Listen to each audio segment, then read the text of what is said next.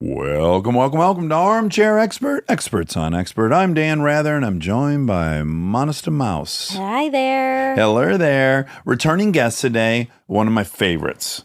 It's not a coincidence she and Stephen Dubner work together because they both have just the most explosive conversation style that makes it so easy for us. So fun. You're right. They're obviously so similar in that way. Yeah, you just need to say hi, and then everything explodes off of that. True. Angela Duckworth. Angela is an academic, a psychologist, a MacArthur Genius Grant winner, and a best-selling author. Her very famous book, Grit, of course, everyone knows that book. And she has a podcast called No Stupid Questions that is everything you'd expect from her. It's so good. She's so fascinating. And she's also Adam Grantian that you can start any conversation and she has some study to reference. Yes. Oh, I love her. We love that. Please enjoy Angela Duckworth. He's an armchair expert. He's an armchair expert. He's an armchair expert. Do I go right and left? Does it matter? It doesn't. But I like it I when like it the other way so the cord's not draped across your and body. why do they put the R and L there, though? Just to fuck with you? Well, if you're like mixing something and you need to know, but we're coming through both sides, right? Yeah, that's like for Yes. DJs and stuff. Okay. What yeah. do you wear on your If you have a podcast? I wear the headphones, but I just put the L on the left and I put the R on the right. And is the I just do cord as I'm ever told. on your person? It is not on my person, but I think it's because it's in a recording studio. Okay, so, like, and they've it's already kind of thought this set up through. ergonomically, yes. Because is it a part of some bigger network where they have a big space? Freakonomics, we do not generally record in person. We tried it once, and then Stephen was like, it's kind of not so great. Really? Too intimate? I don't know. He got distracted with the visual input. Is maybe. he like Michael It was Pence? really confusing. Is he not allowed to be with women in a room unless his wife is present? I didn't even know that. You know that. You can't ask me anything about. Oh, wait, I have a Michael Pence story. You can't ask me about anything political. I have a Michael Pence story. Make up your mind, Angela. But they go together, and here's how. Okay. So I'm looking at the newspaper over my husband's shoulder, and I was like, oh, that's such a funny picture. You know, it's kind of like an avatar. And then I was like, oh, do you know what the uncanny valley is? It's when there's a picture, and it's so realistic that it jumps the shark, and it's like too realistic. So I go off on this riff, and he was like, oh, that's Michael Pence. And then I say, who's Michael Pence? Wait, What are year you was this? serious? So the reason why you can't ask me about politics is I just don't know anything. He was vice president. Wow. Okay. Because I had to ask more, and then You learned he was our current vice yeah, president. at the time. And is that a strategic decision to stay? Because I'm not watching CNN and stuff or Oh, MSNBC it's or not Fox like a News. protective coping mechanism. Okay, because it'd be hard to have not known about Mike Pence. It's really hard. And yet, In particular, the story I'm referencing to you yeah. was one of the when biggest. did this happen? Like recently? No, it was like maybe first year of his vice presidency, and he didn't want to meet with someone from the Senate or the Congress, whatever it was, because he doesn't like to be in a room with a woman if his wife isn't also present. Interesting. And this is a man who's he's in government Very with religious. with Did a you know that? Oh, is that the origin of it? I thought his wife doesn't trust him. No, well, not I'm quite sure that. it's all twisty. See, isn't it great? I don't know anything. It's like It's fun, It's like right? everything's the first snow.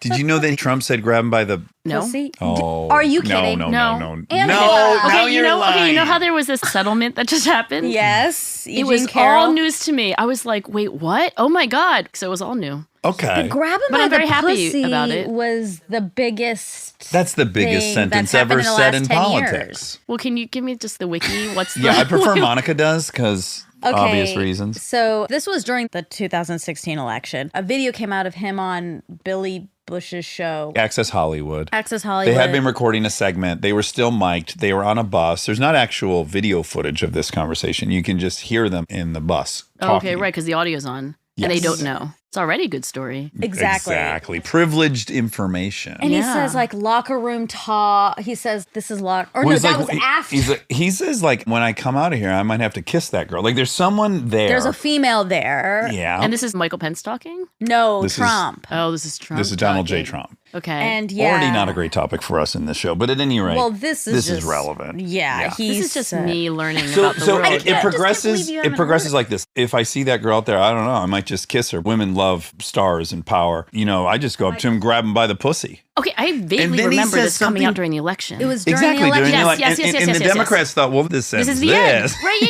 Yes, No, I yes. vaguely remember that too, thinking, oh, it's over. And then it so wasn't. And then it No. was the Yeah. first thing of 700 worse Well, things. and he which is also crazy. said something like, I came up on her like a bitch. There was some gal that somehow resisted his advances. Yeah, I mean, he did just have to pay. yeah, I was going to say, so- different person. But I'm with you on the different gal. settlement. I don't really know any of the details. Yeah, I just don't read the newspaper. But, when you asked if it was willful or Yeah, intentional. I do think it makes a lot of space in my brain for other things. Well, I'm there now, but it's intentional. So, like, I was on the ride. It was great TV. I Okay, did so it for you were 4 watching years. all the time. And then I was Okay. just completely fatigued, and I can't stand hearing about it. And I just was really like, I'm so fucking bored of this topic. You're owning it. I think that's great. You're That's just like, okay. I just don't know it and I don't care. I'm actually You're not okay with trying that. to- Largely okay. I know it's a threat to democracy. But you vote, You're right? voting. You I do vote, and I have trusted friends and one husband, and I get a printout before I go into the polls. It's all you need, right? You're proving the point I'm constantly making, which is people have this illusion that they're participating more by thinking about it and talking about it. My observation is 99% of the people that are wound up, they do one thing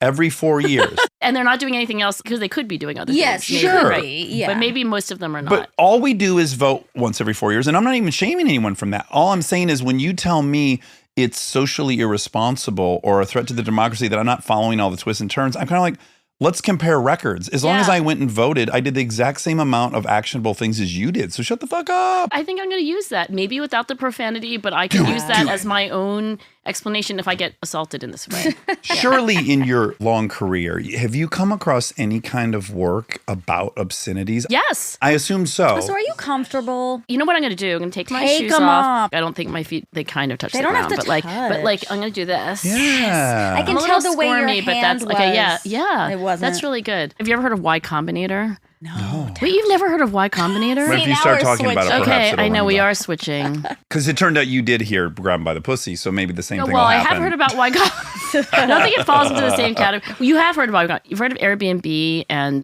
Stripe. It's the most successful accelerator in Silicon Valley, meaning you know what venture capital is, Yes. correct? So venture capital's been around for a while, but what has not been around for a while is this idea of what they call an accelerator. In 2005 or so, there was one venture capitalist, or actually he was not yet a venture capitalist. His name was Paul Graham, and Y stands for Yahoo. So I think he was at Yahoo. He was giving a talk at Harvard to these students about what he thought as somebody who had been successful in startups and tech. He was like, this is the way startups should be. This is what founders need. They need mentors. They need to be together to talk to each other because you need ambitious people to be with other ambitious people or they just get diluted and then they get less ambitious. So then he decided to try to do this. So even in the first batch, it created Airbnb. I think they have something like close to 100 businesses that are over $1 billion in revenue. And so that's what Y Combinator is. It's an just really accelerator. quite Yeah. literally, it's a group of people that come together and it's a social network and they encourage each other and pressure test each other. Yes, but it's kind of like summer camp and venture capital had a baby because I think it's like a 3-month program, Oh, wow. but you also get $500,000. wow. So you get invested in. Then also, by the way, they now own They 7% of your company. Right. Of course. How much? I think it's 7%. Oh, 7. I thought you said 7%. 70. I was like, that's a... No. So it's like it's an off-camera Shark Tank in a way. Yes. Yeah. So why did I bring that up? Because you noticed my body language. Yeah. I don't remember what the question was before that, but you noticed my body language. So I don't know these Y Combinator founders, but there's 2 or 3 men and there's 1 woman. And the woman says that she goes into these interviews because you have to get into Y Combinator. They don't just take anybody who signs up. And so they're all being asked questions about their model and the likely market cap. And then this woman, whose name I can't remember in full, but I think the first name is Jennifer, she says that what she does is she says nothing and she just watches. And in 10 minutes, she says she can tell you what their character is. Yeah. And I was thinking, maybe you'd be good at this. I love that you guys had this moment, but I do want to return to the question of the power of obscenities. There's a little bit of research on this, but I'm not an expert. I do swear a lot. I also work with children. I'm trying not to, it's offensive to some parents when you swear a lot, especially the F word. You're calling students at Penn children? No, I think I would be called a developmental psychologist. I was a high school teacher, and then I studied teenagers. And many parents would be offended by profanity. So I had a little peripheral vision for this research. And it turns out some people think that people who swear are, I I think, more honest. You should trust them more because they're just going to say whatever Yeah. and I'm not going to say it, Yeah. but you can say it. Whatever the fuck we want. Exactly. And you can say it, Monica, because We're don't not think you're a working with developmental. kids. It's like, No. yeah, exactly. It's all good stuff about swearing. I think one is if you stub your toe and you say, Fuck. Shit. it's an emotion regulation. It's a tool. Yeah. Okay, I don't know enough. I should stop talking because I don't really know This a was lot already about- great. Well, You know, I one time was having a debate with my mother-in-law, which happens frequently, and Oh. she hates swearing just across the board. she would be like one of those parents. Yes. Maybe a little more traditional. Her explanation to me was it's lazy and it kind of flags stupidity. And my single pushback to it was, I'm going to make you watch this Chris Rock stand-up special. Anyone or just a particular Well, sure, one? anyone would work. He is a master of using profanity, as was so many comedians. George Carlin? Sure. Richard Pryor to me is Richard like Pryor, the prime yes. example. Yes. I was like, minimally, I need you to watch this person and tell me you conclude that they're not hyper intelligent and Yes. using this very intentionally. Yes. yeah. And with great effect. And just like we have come to recognize AAVE, African American Vernacular English, U of M, I think they did all the work on that. What they sought out to prove is this isn't a degrading of the normative language. This is actually more complicated. It evolves more quickly. They're communicating more complex things. Like if you just study it as a straight up language, it's in ways superior. So minimally, you can't be superior to AAVE. It could be an evolution. And it is. And there's a lot of historical reasons why they would need their own language so that they could not be broadcasting their plans to their captors. There's a number of reasons. But I happen to think swearing can be used very effectively and properly. Like an accent, it's communicating Punctuation, emotion. it can break tension. You know, it's just very useful. And some people are really great at it. And some people, yes, are using it like Right, like it's just a filler. Exactly. Did your mother-in-law move at all on this issue? She acknowledged that Chris Rock was pretty smart. That's all I got out of her. She told me this. She had seen my movie Chips. She didn't say one thing about it. She clearly didn't like it. Then she saw it on an airplane 3 years later, and she landed and she goes, "Oh my God, Dax, I saw your movie Chips on the airplane and all the swears were bleeped out." And I thought, wow, this is actually a good movie under all that. So she needed it removed She to even needed to enjoy move it. to be able to focus on that. I don't relate, but fine. She's also religious, and I do think there's something about it's the devil's Ah. talk. It connects to naughty, Well, like bad taking the behavior. Lord's name in vain. Okay, well, I am not a linguist, but I was on a project with a linguist for like a long time. Didn't really go as far as we wanted, but here's the thing he taught me. So I was saying literally, kind of literally bothers me. I mean, literally it bothers me, but the way people are using literally bothers me. So I gave an example. I was like, my daughter, Amanda, the other day said, I literally jumped out of my skin and jumped back into it again. And I told this linguist that it bothered me. And he said, what's very interesting is what you're picking up on as an old person is how a young person talks. And so it bothers you that she doesn't say actually or very. Think about what those words mean. Actual, very comes from truth, right? He's like, that Exactly. used to be literally. Now it's acceptable to you. And here's what he said. When language evolves, you can tell where it's going by listening to young people. Because the way they talk, like me and my friend went to the mall, was wrong, but it's not going to be wrong. Yes. Did this person write a book then called like literally, dude? Because No, we that's a interviewed woman. No, Mark Lieberman. our favorite guest of the last year was a linguist, and she wrote a book called like literally, dude. And it's making an argument for how precise and accurate those are. And then gave us 30 words we use that are absolutely opposite of their original meaning 200 years ago. We now accept them, right? Because Yes. we're like, oh, Valerie ooh, I Friedland. love this. Okay, Yeah. I'm sure they're friends. It's pretty much the same thing, she said. Did you love talking to him? Because we were having so much fun. Like, we're trying to talk about one thing, So but then you much just kept fun. hearing the etymology. One thing leads to another, and he's like, oh, it's an intensifier. And I'm like, what's an intensifier? It's like so fun. I mean, it didn't Yes. make me want to be a linguist, but I was like, this is amazing. And The I'm glad you geekiness did of the this. pursuit is really infectious. I don't know what that fourth hour is like, but the first 3 hours, you're like, this is great. Here's another thing. This is what we were working on. Sentences are getting shorter and reading levels going down. If you look at the inaugural addresses from the presidents going, well, I don't know about certain presidents, but starting from like Washington all the way forward, you know, it's pretty easy to tell reading level because how uncommon are the words? Could a fourth grader read this? And reading level has been going down in written text over the last century or so. I immediately would be a little bit suspicious of causality versus correlation. So So one thing we could say about Abraham Lincoln is that he was only addressing other highly educated people that were in front of him and in Good government. social scientist They thought were here. not watching on TV. And if we were to track just how widely viewed and accessible, How do you know that we're not just more, I don't know, democratic? they have access to more and more people, and that maybe their reading and writing is superior to Lincoln's. Okay, I don't know. that is a fair point. / we did look, and I told you this project went a lot slower than we thought. We tried to look at all published text. It was hard to do, but we were looking also like New York Times bestselling novels. It's a little complicated, but we do see a rise in informality. The way I wanted to say it, but I think it's probably too simplistic, is the written word is becoming like the spoken word. So people don't speak in really long sentences with semicolons in them. You just say things and they're quite simple. I think even outside of presidential addresses, because that's a very good point, I think language is getting more informal and sentences are getting shorter. Like, for example, contractions are going up. So it used to be, she is going to the house. And now it's, she's going to the house more often. So I think language is evolving, and maybe it's evolving in the direction of kids and also women, by the way. So apparently how women speak in a society tends to be like, Most efficient. well, better. I don't know. But the way women and children are speaking, I'm told by Mark, is the way that the rest of us will be speaking soon. They're like the California of speaking.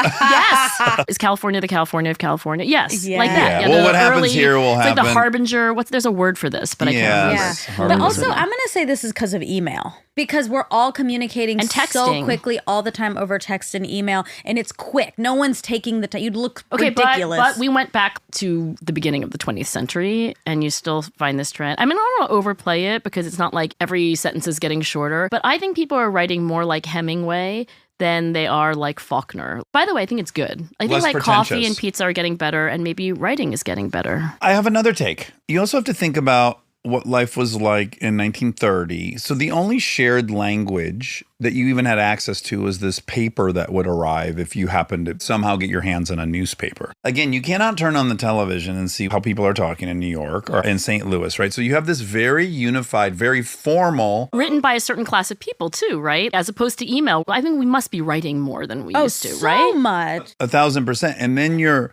getting more and more. Now the radio comes out. Now all of a sudden across the airwaves, I'm hearing people from Kansas City. And now we have icons pop up. We have Elvis Presley. Now we know how he talks. We've been being informed by this newspaper. Now we're being informed by this person. And then that's just, again, shot all the way up where every human being has a device in their hand and they're broadcasting their pop culture. So I also think we're embracing what the shared culture is. But back then the shared culture was that. I think there's always this knee-jerk reaction to go like, we're devolving. Like TBAS. Have you heard that acronym? No. Total. Is this not a thing? Maybe it was just my father-in-law. Total breakdown of American society. Oh, Maybe he made okay. that up. Wow.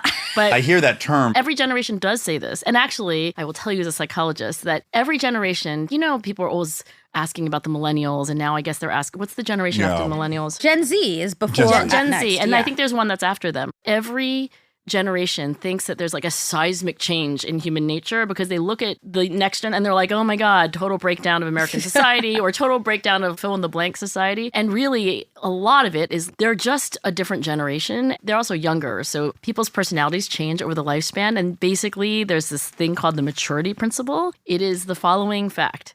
People, on average, get better over time. In adulthood, you get more conscientious, more dependable and trustworthy, more emotionally stable, actually, but a lot. I mean, not everything goes up, but wisdom, judgment. So basically, the old people are just looking at the young people and being like, oh my gosh, they're so callous and impulsive and they don't work hard enough, but they don't realize they're just young. Right. They're hanging it on the observable things that they're witnessing. They're attributing like the way it they to their talk. generation. Yes, Right. yes, And they're yes, also yes. annoyed about things like they're not talking Yes. like I am. They say me and my friend went to the house. A friend of mine pointed out something I just thought was so astute the other day. We were talking on the phone. We were talking about all the different uproars over trans issues. And he said, you know, it did cross my mind. The level of uproar right now is identical to my parents' uproar that Boy George was wearing a kind of loose cottony dress. Yes, which I remember. I am old enough to People were like, remember you that. cannot listen to Boy George. This guy is going to T-bass, Right. And he's going to take down society. Yes. Oh and so for my. us, that's really comical because we lived through it and we were young watching like, no, this guy's a great singer and who gives a flying So fuck what's what he your was. forecast then of where we'll be in, I don't know, 50 years? I have different fears and I listened to a couple of your episodes You did? of oh my No God. Stupid Questions, which is so good. But one of them was, is GPS changing your brain? Which is a really fun episode. Answer yes. Immeasurably. And maybe let's just lay that out because then I can maybe build on that. And then let me back up before you get into that. I was screaming the whole time I was listening to the episode. Have you read Weirdest People on Earth? No, I have not. It is the greatest book I've read in the What? last 5 years. Joseph Oh. Henrik, and it's Western, educated, industrial, rich, democratic. I mean, I know the academic research. I just didn't read the book. I don't really read those kinds of books that I also write. Of course not. I don't like to watch comedy. Exactly. It's like a busman's holiday. So he makes this incredible observation about how dramatically, well, for starters, it erases the line between nature and nurture or culture and genetics, which I love. It was an anthro major. This is what we've been screaming, right? But he gives these incredible cases of how we have massively changed the structure of our brain simply through learning to read. Oh, Talks about the interesting. process of learning to read in the 1600s and Martin Luther King getting the literacy rate up in the 80s in all these different Right, countries. because it wasn't that long ago where we were almost all totally illiterate. And it occupies such a significant area of your brain. And that is an area that otherwise would have been dedicated to social recognition. So being able to read body language much better, social cues. Does he think we're worse at those other things? Yes. It's now dedicated to this task. And it changes the physical structure observable of the brain. And talks about like when you're sitting around thinking about why the people in Japan and China are different from you. And you're being told, oh, a collective society versus an individual. And that's fine. But beyond that, there's structural differences of our brains, which is incredible. The history of rice production and the math required to do it changed the structure of their brain. Why do you think it is? I'm curious, both of you. When people are like, it changes you, and they're like, yeah. And you're like, it changes your brain. And you're like, what? And you sit up and you're like, wait, my brain. I think it's really interesting that I also sit up and I'm like, oh, your brain. Did you say your brain? What is that makes that so compelling? I mean, it is compelling, but I don't know why. It's more compelling that it's the brain. Because I think it pushes against this notion that we are one thing. We're kind of immalleable. We've been designed. We have a genetic code. Yeah. It can only change through mutation. It kind of threatens everything we have been taught about evolution. It's like, whoa, hold on. Culture can fuck my genetics. Well, this opens up a Pandora's box. Are we the thing we think we are? Kind of like a mind-body thing, right? Where you're like, hold on, now everything is in question. Yeah, because we like to think of those things as separate. Did you have Sapolsky on the show? Yes. Well, I was How about to was that? say, I think it's a free will thing. I think if we think something's structurally changed in our brain, then we no longer have any control over it. That's just the way we are. We can't make any decisions to change or to change it. And I think It this just is how why it is. when you say this person committed this crime, they had a brain problem. Yeah, And it's you're like, like, oh. oh, their guilt goes down. Exactly. Or perceived guilt goes down. 100%. Although you could argue that that's not super logical, but I would also be saying the guilt would go down. I'm not saying that I wouldn't answer the survey Yeah. just like everyone else. By the way, there's a great book that I'm reading. I think his name is Bennett. Jennifer? Max Bennett? No, not Jennifer.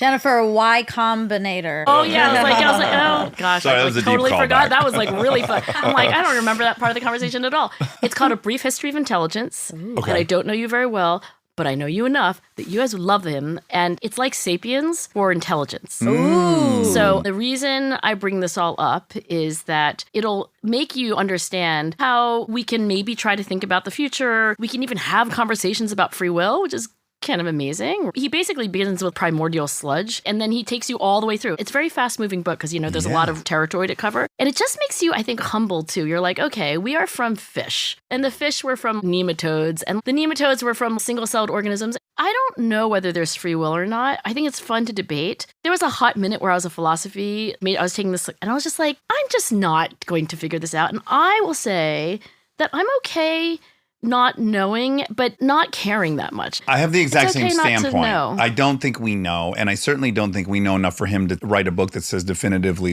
it is deterministic. It was very confident and very well written. Yes. But wow, he is like, I figured this out. And I think if he had a different childhood, he would have it pull towards a different conclusion. I think we're that Oh, subjective. interesting. I think he could employ that enormous brain on any topic, and he'd be able to convince me. Well, that's also true. We all only prove our hunches. Like, I think ultimately, and I believe this in every expert we interview, Nobody ever changes their mind. they don't. And they have something in childhood they've been trying to answer. This is like Freudian. They have, well, not Freudian. Not We Freudian, reject Freudian. him. But emotion. Lowercase f. Freudian. I think it's driven by emotional. I think that's like Adler. You know how Freud had the next generation? I think he believed that if you really want to understand someone, there's something in their childhood that is giving them like an inferiority complex, some hole that they spend their whole life trying to fill. And I'm 80% sure it was Adler, but that's kind of what you're talking about, right? There's something in his childhood that's driving him to believe in determinism, for example. I think that people who are drawn to no free will and determinism are people who have a general high fear of the planet. And it would feel safer to know that we could know about it, predict it, and prepare for it. The concept is appealing because if we knew where everything was going, we would never be caught off guard. We could be prepared. They don't want to think about the unknowable cosmos. Or they might even like that stuff. But I always think of Sam Harris, and I have great respect for him, and he's much smarter than I am. So I'm not claiming to have anything over him. I just know he has a bunch of security. He trains for jujitsu. There's a lot of other things. And then guess what? He also believes in determinism. I don't think they're unrelated. Oh, that is so interesting. For me, I would have said 100% free will until sort of recently. You were like team free will until recently? Yeah, because all of us who think we're so smart and that we earned all this stuff, we didn't. It really just made me feel like no one's better than anyone else. And we're fooling ourselves. No one worked harder than anyone else. So much is just handed to you genetically, culturally. Okay, so I have another person that you should. I have two people. One is Robert Frank,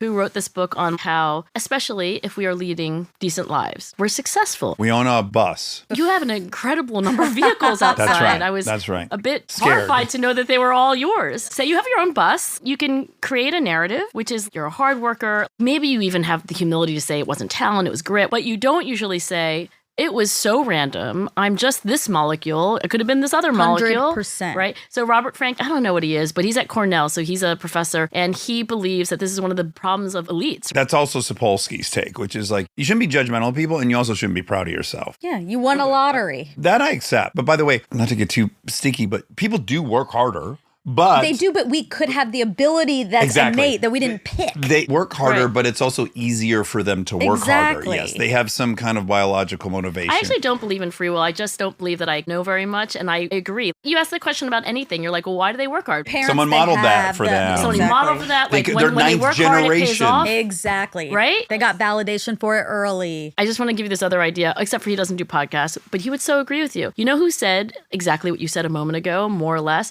that people don't really change their minds about anything that really matters? Danny Kahneman. We've had had him Danny on. Kahneman. He's not doing them anymore, though. Ours was a couple years ago, Yeah. right? You may have gotten one of the last Danny Kahneman interviews. You love Kahneman, right? Everyone loves Danny. Yeah. Yeah. Did he come here? He did not come Zoom. here. Was it good? Yeah, it was. His concept of the narrative self versus the experiential self Yeah. is probably my very favorite concept I've ever heard. And became how I frame so many of my analysis of whether things are going my way. It's like, well, a way for which self? Oh, like it was actually practically useful? All the time it is. Oh, so interesting. He's very convinced that nothing he does is actually useful.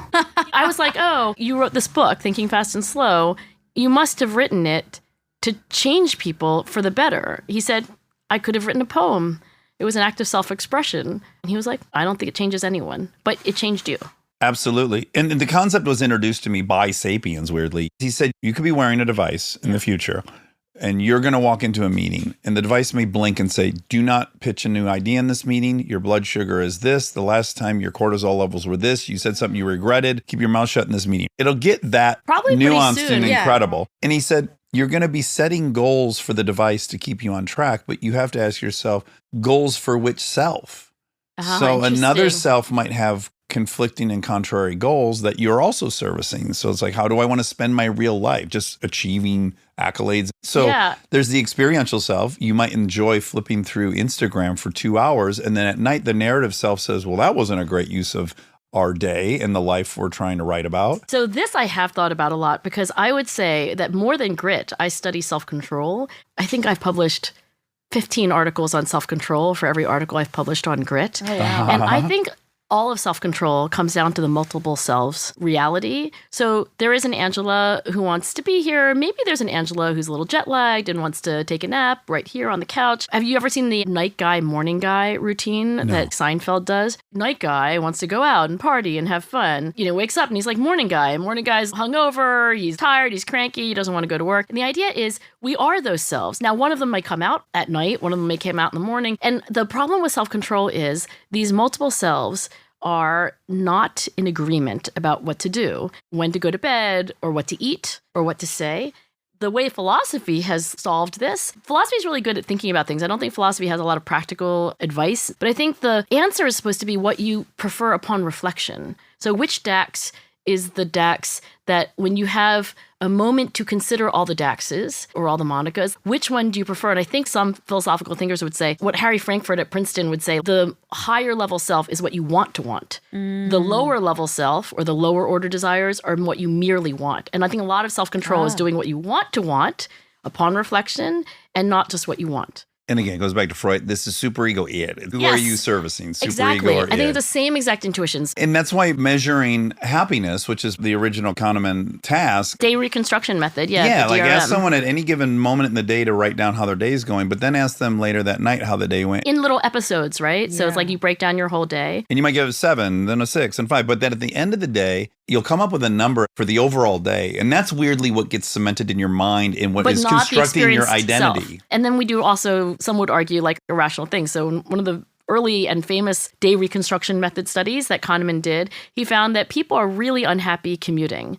But what do? They buy houses in the middle of nowhere and they drive an hour and a half each way. You also have this kind of like, which self bought that house, right? Right. Because the self who's like in the car for an hour and a half each way is like really unhappy. I think the multiple selves problem is perennial. One could argue, and it's been argued recently, that ultra-processed fast food and Instagram and TikTok, we live in an environment which is really preying on our first-order desires because it's easy to sell to our first-order desires. I'm calling it experiential self, but you would call those first order desires. I'm agreeing with you on like multiple selves in general. Yeah, I also yeah. think there's different selves we have with different people. When I'm in my house, like Yeah. under my roof with the door closed, I'm actually very quiet. In my family, I think I say the least, Really? right? Because I not when imagine I'm you with and I under the same roof and the fucking And doors there's would blow yeah, off. exactly. You're like, you need sound insulation. There's two, but only when I'm like in public.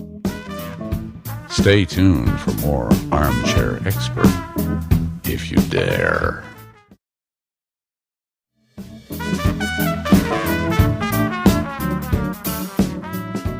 Can I drill into your psychology a little bit? Because Yeah. you gave me 2 really good clues. So is it that you do feel true and unconditional love in your house, and that there's some part of you that You when are out and Adlerian. about, I hope that it when was you're out Adler. and about, there is still some child fear Okay. that you will not either be taken seriously or seen as smart. I think our multiple selves are often all genuine of a kind. I'm not implying the one's fraudulent when you're out of the house, but I am implying in a Sapolsky way that there's probably a causality to it. Okay, so now I'm going to reference another psychologist. Did you ever have Tim Beck on? No. But you've heard I feel of like we cognitive have shit therapy. on now that we're I talking know, to like, Angela. no, We no, got some no, no. homework to do. You're scoring pretty. I mean, actually, like half the people we named. Yes. Did you ever have Mike Pence on? That's how we know him. Not yet. He won't because he's afraid I'll leave the room. Exactly. And then he'll be in the room Yeah. with him and by itself. So you can't have Tim Beck on because he has passed away, but he is credited with basically being the inventor of modern therapy. He was also trained as a Freudian, so he lived to 100 and he only recently passed away.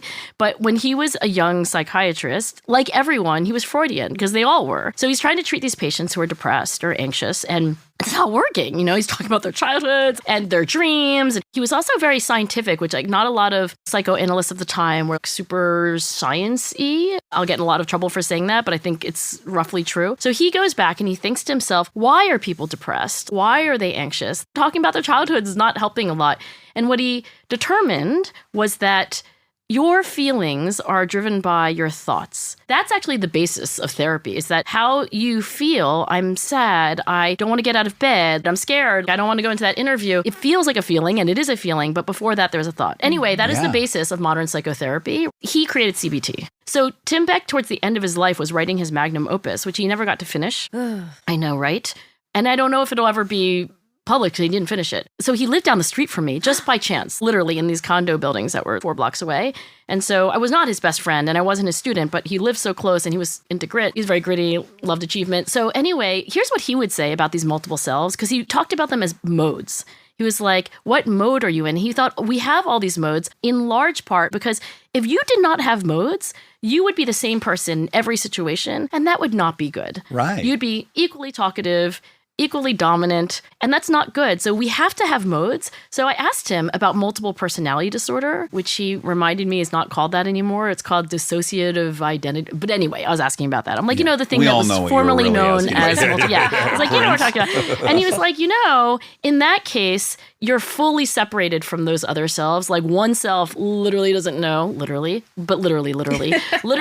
doesn't know that the other self even exists. And they're like, who made coffee? Where did these workout clothes They're come kind from? of waking up in time and space a lot. And instead, quiet Dax, insecure Dax, confident Dax, you do know about those other selves. So that's the difference. But he was like, but here's what we all have in common. We all have multiple selves. And maybe a lot of therapy should be about figuring out the thoughts that lead to your feelings. I think in the last 10 years of his life, he was like, maybe a lot of living a better life and not being depressed and not being dysfunctional is figuring out the ways in which we can be the best selves that we have. In any given mode. How can we trigger our best modes? Right. Access the ones that are most useful in that situation. And I think that is helpful. Then it says, I don't even have to fundamentally change everything about myself. I can just audit myself. When do I like myself the most? And then you just navigate into those situations. The reason I like to frame things that way is my instinct or natural pattern is that the narrative self will never be happy about anything the experiential self did. They're always at odds, right? And so I have body goals. Well, that banana split didn't meet Yeah. So what I try to remind myself is they're both valuable. They both deserve to be serviced. And I need the narrative self to shut the fuck up and just go, no, there's a time for the experiential self. And they're both worthy of servicing. If you're only a narrative self, then you're an achievement junkie and you have a hollow life. You're laying on a deathbed with a bunch of fucking awards and accolades. I don't want that. The experiential self, you're dying at 42 of heart disease. Say, you have diabetes. Right. What I'm aiming for is whatever clever balance for me. Do you feel like there's a lot of tension there, or do you feel like you're mostly in alignment? Because I do think that happiness is when your selves are a happy little community. I think there's endless tension there. And as I've gotten older, when you talk about getting better, for me, what I would say has gotten better is that I have gotten closer and closer to the ratio that works best for me. Give me an example of a conflict. But he's an addict. So that that I forgot about inherently that. has so that. true. Totally forgot about that. How dare you have forgotten about well, that? I have not Google stalked you enough. I don't know if I have a lot of actually conflicting selves, but maybe I do and I don't know about it. Let's just take Instagram. I don't think I'm terribly plagued by it, but sometimes I'll do it for an hour and it'll be at an hour generally that we've had 3 guests that day and I'm fried. And you're fried. I'm against spending an hour on this mindless device, but then I go, stop being so judgmental of the experiential self because it's here to help too. And it matters because the narrative self comes last. It's looking back on your life, looking back on your day. And then projecting, right? So when I wake up in the morning, I'm like, oh, today I make sure I spend 2 hours on Instagram between 6 and 8. I would never plan for that either. Right. How much time do you feel like you experience the emotion of regret or like that psychic tension of, I want to do this, but I should do this? Sometimes people who study self-control call it like the want-should conflict. How much of your day is experiencing that kind of tension in percentage terms? The tension is always at an 8. The regret is at like a 1. Wait, the tension is at an 8? Always. Oh, My wow. first thought for almost any situation is always something ultimately I don't want to do. Someone cuts Holy me off, I want to smokes. fist fight at the light. That's me. Wow. My kid does this, I very want to mixed go, messages. how many fucking times are we going to learn this? Like, I have to step over a bad idea and a bad impulse en route to almost everything. But at 49 and through the AA and therapy and all this stuff, I step over it for the most part. But my initial thought is generally self-destructive. So what was the one? The one is you don't do the things. I generally don't do the things that I have a Do you great know- pull to do. I've been hip deep in studying AA for the last week. No kidding. So How have fascinating. you not called me? I didn't know. But also, isn't it supposed to be that you're not supposed to say? In the original traditions, yeah, we're supposed to remain silent at the level of press and radio. It's like one of the yeah. traditions. Contentious, right? Because some would argue that then you keep the stigma. Yeah, exactly. I get very frustrated when people are reading the Constitution like it was written in 2024. That's maddening to me. I hate the notion of no evolution. So I hate you have a book that's 3,000 years old and you're not going to fucking bring in any information You're like, I'm not a fundamentalist. No, in 1930 when that was written, if you were to say out loud, I'm a recovering alcoholic, and this even says it somewhere in the literature, you'd have alcoholics showing up at your door. No one knew what to do. 2, you'd get fired back then. You'd be shamed by your society. We do not live in that time. So the context is completely fucking different. There are people in AA that are very mad at me that I do it, but I've personally talked to 50 plus people who've gotten sober because they've heard me talk about it on here. And so I'm going to weigh pissing off 25 old timers versus the 50 people perhaps didn't die because of my honesty. In spirit, right? That's so easy for me. What I do try my hardest to always remind people, because this is the other great fear. The other great fear is a legitimate one, which is if I become the face of AA and I fail, then people on the outside will say AA doesn't work. So I have failed in sobriety, and I'm very quick to tell you I stopped working all of the steps the way it is suggested, and I personally am responsible for my relapses, not that program. Interesting. So that's the fear, is you to get someone out there bragging about AA and it changed my life, and then we'd see them publicly all fucked up and go, well, that doesn't work. The reason I've been studying it is that AA, you put yourself into a certain social situation. There's a lot more than that. Oh, you must be doing this for your book you're writing. I am. I'm convinced that so much of life, and this is also why I was talking to Tim Beck about modes, because I was like, how much of life is putting yourself in the right situation? How do I put myself in the right mode? Your book that you're writing that's going to come out is called Easier, Making Your Situation. Even written yet. That's not even written. I don't know. But let's just talk about it. You are broaching this right now, which is making your situation work for you.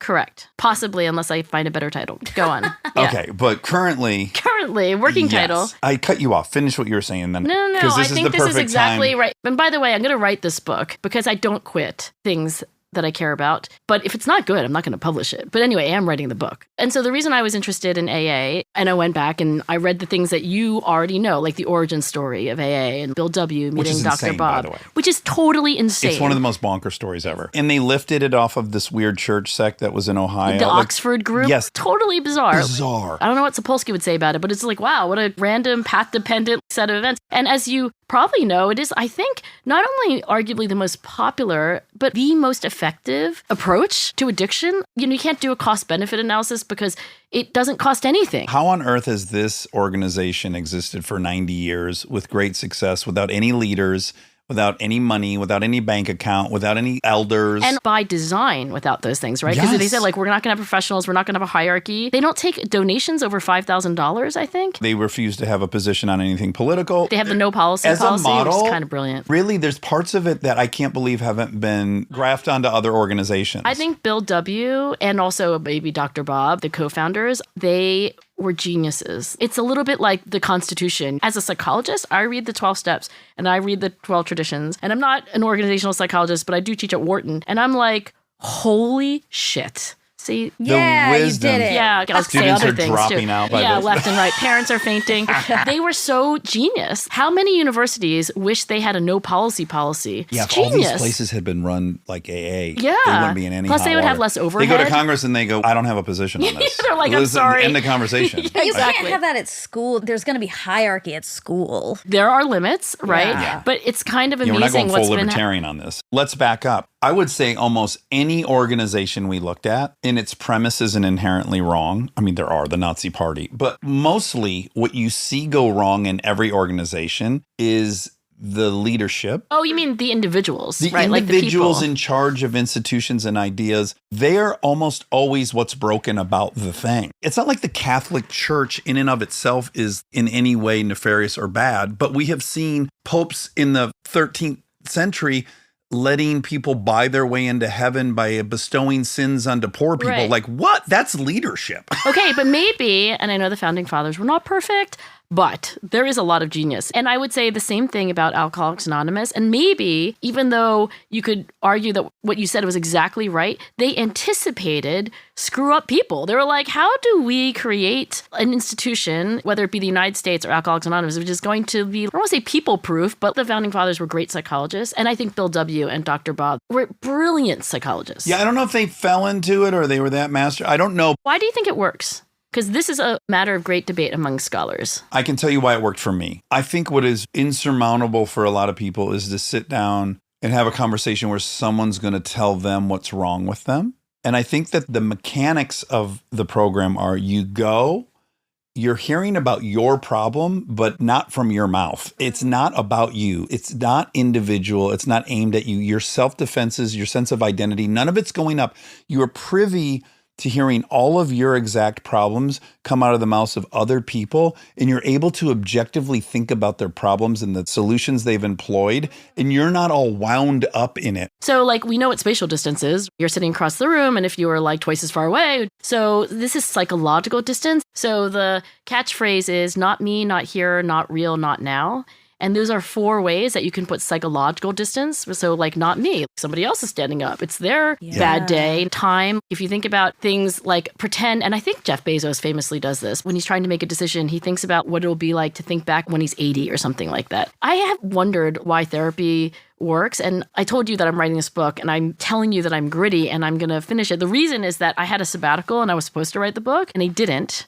And my confidence actually plummeted to -3 on a scale from 0 to 10. I have that in writing and also on record. And I was thinking about what went wrong. And I think it was the lack of psychological distance. I was just so immersed and I couldn't get that perspective. Had I gone to some meeting where some other struggling author stood up, talked about their problems, and it was both me and not me at the same time, you have that clarity. So I think psychological distance and wisdom and even maturity are almost all the same thing. And you have to be able to live your life and have some remove. Do you think also that, for better or worse, your greatest success is this concept grit, and it has now been so infused in your identity that now to be experiencing writer's block or a challenge is no longer a threat to a timeline as much as now it's a threat to an identity? That's a really good question. I won't pretend to know, but I think when I experienced failure, basically this was my year. So I had a whole year off. I had ideal circumstances, so no one to blame. So I didn't have to teach. I live in a really beautiful house. In Pennsylvania? Yeah, in Philadelphia. I had no excuses. I couldn't blame anybody or anything. And I would wake up,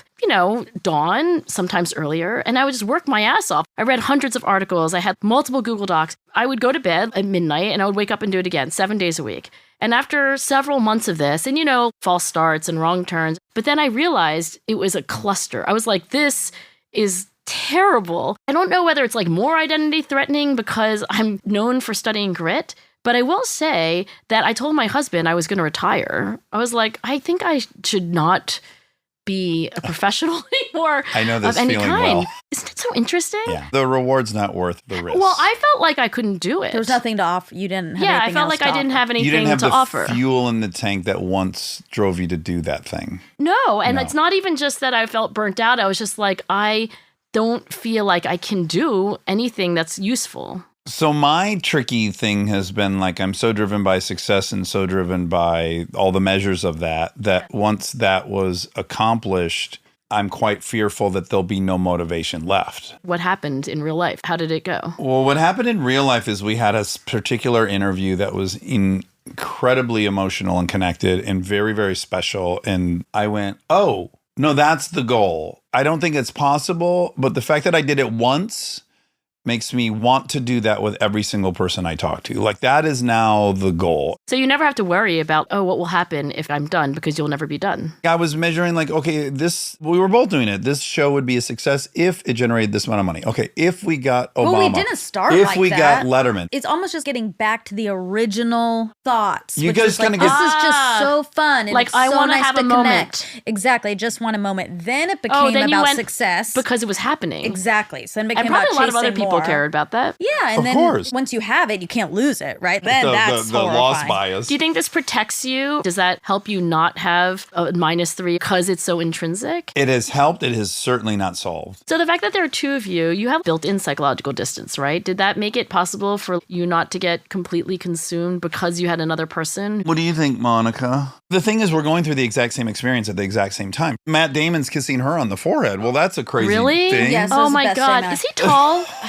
Enough he's like, for her. He's like Perfect height. 5'11". Okay, yeah. Yeah. Just wanted to know. So there's so many things at play. We had someone on who said there's only 100% of a feeling in a dynamic. If somebody's so anxious and they're taking up basically 75% of the anxiety, you can only have 25% anxiety between two people. Oh, For the record, I don't agree with this, but go ahead. So he it's doesn't like a agree, but- cake. I didn't mean to offend you. I just want I know, but I'm using it as an example okay. to say what my thought is. I do think that's real. I notice it in so many dynamics. I notice it with my Interesting. parents. If I'm with my parents and they're freaking out, I'm so calm because there's no space for me to add extra. Maybe you're compensating in a way. I got to balance this out. It could just be personality too. But Okay, in yeah. my Maybe for personality is you. doing that. And so if I recognize that he is so worried or So then freaking you will out, get zen? yes, I'm like, it's fine. Let's just remember what this is all about. But then if I don't experience that from him, I'm that. Then you do. Oh, and interesting. only then You're do your I own realize how yin-yang. I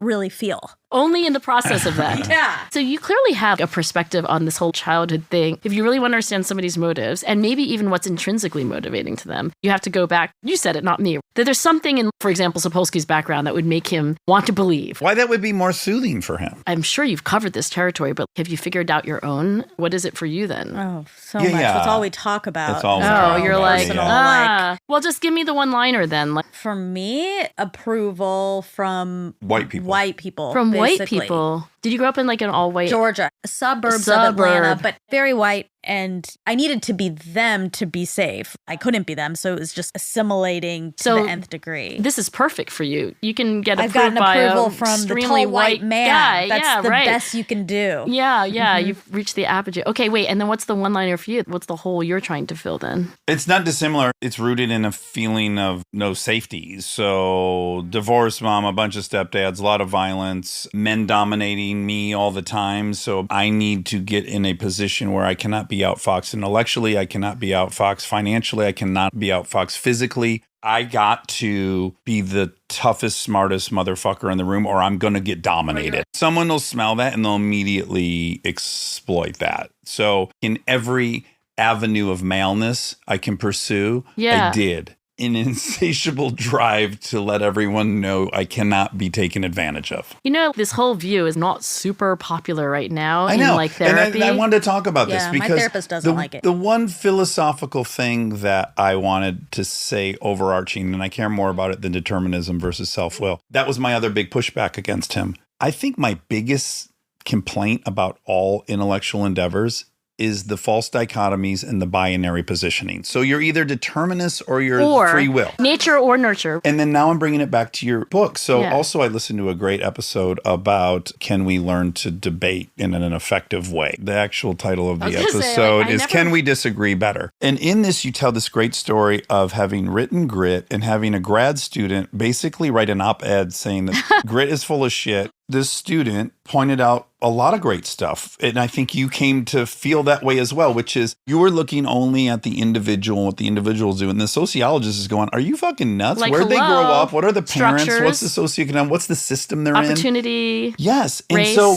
again, there's another false dichotomy. And like the more and more we're entrenched in these dichotomies, that's my main complaint. So is CBT more effective than talk psycho? Bullshit. There's a Right. place for this. There's a place for CBT. And why is it either or? Why can't you understand yourself in your childhood, then use some CBT to enact a strategy? Either or, fuck that. By the way, here's the epilogue. That graduate student in sociology who was at NYU in India Kundu, he got his PhD. I was on his dissertation committee. He and asked her then- to be an advisor. And now he's a professor. Wow. And he's doing great. And he's continuing to challenge, oh, it's all about the person. It's not about society. But here's a deeper question. Why are human beings so either or? It is annoying. Why aren't we both and? Why do you think it is? And I have a pet theory and it has no data behind it. Let's hear your pet theory, because I'm sure people have already heard mine. If you think about like what human beings have to do, we have to act. And you got a thin slice. And honestly, it's like what you were saying about the election or about voting. You know, you could talk for 4 years, but then you're going to make one choice and you're going to go left or right. And you could argue that that's just true of everything. Like, you know, when you go to the doctor and there's either a star next to your test result or not. That's pretty crude because it's a continuum, obviously. Your blood pressure is what it is. But there has to be a kind of, are we going to talk about your blood pressure? Is it a problem or not? So I guess I want to say that all human beings and animals have to choose. Are you going to approach something or are you going to move away from it? Is it an enemy or is it a friend? You're going to eat it or you're not going to eat it, right? All action is binary. There isn't kind of like, I'm 40% going to eat this and then I'm 60% not going to eat this. You're going to eat it or you're not going to eat it. Half pregnant. Exactly. So maybe either or thinking is a vestige or a byproduct of the fact that we think a lot, but our survival depends on our actions, and actions are binary. And maybe that is why people are either or. It's like very deep. Because all animals, there's approach motivation and avoidance motivation. And of course, something can be neutral. So I said Tim Beck, and I don't want to pretend that I'm either clinically trained or that I am a protege of Tim Beck. But when people have these thoughts that lead to anxiety or depression or I want to have a drink, these thoughts are always valenced, as they were. So you know how Sapolsky wants us to be non-judgmental? That's wonderful. And mindfulness is a great aspiration. But I think human beings are instinctively judgmental. When you get an email, you're always like, is this good or bad? Right? Yeah. That's why I always put happy faces in my emails. I'm like, just to signal this is a good email. And so everything is good or bad, approach or avoid. And that's either or. Anyway, that's my completely made up, no data intuition, because I've asked a lot of psychologists, why are human beings obviously oversimplifying the universe? And nobody that I've talked to knows. So my take is uncertainty is uncomfortable.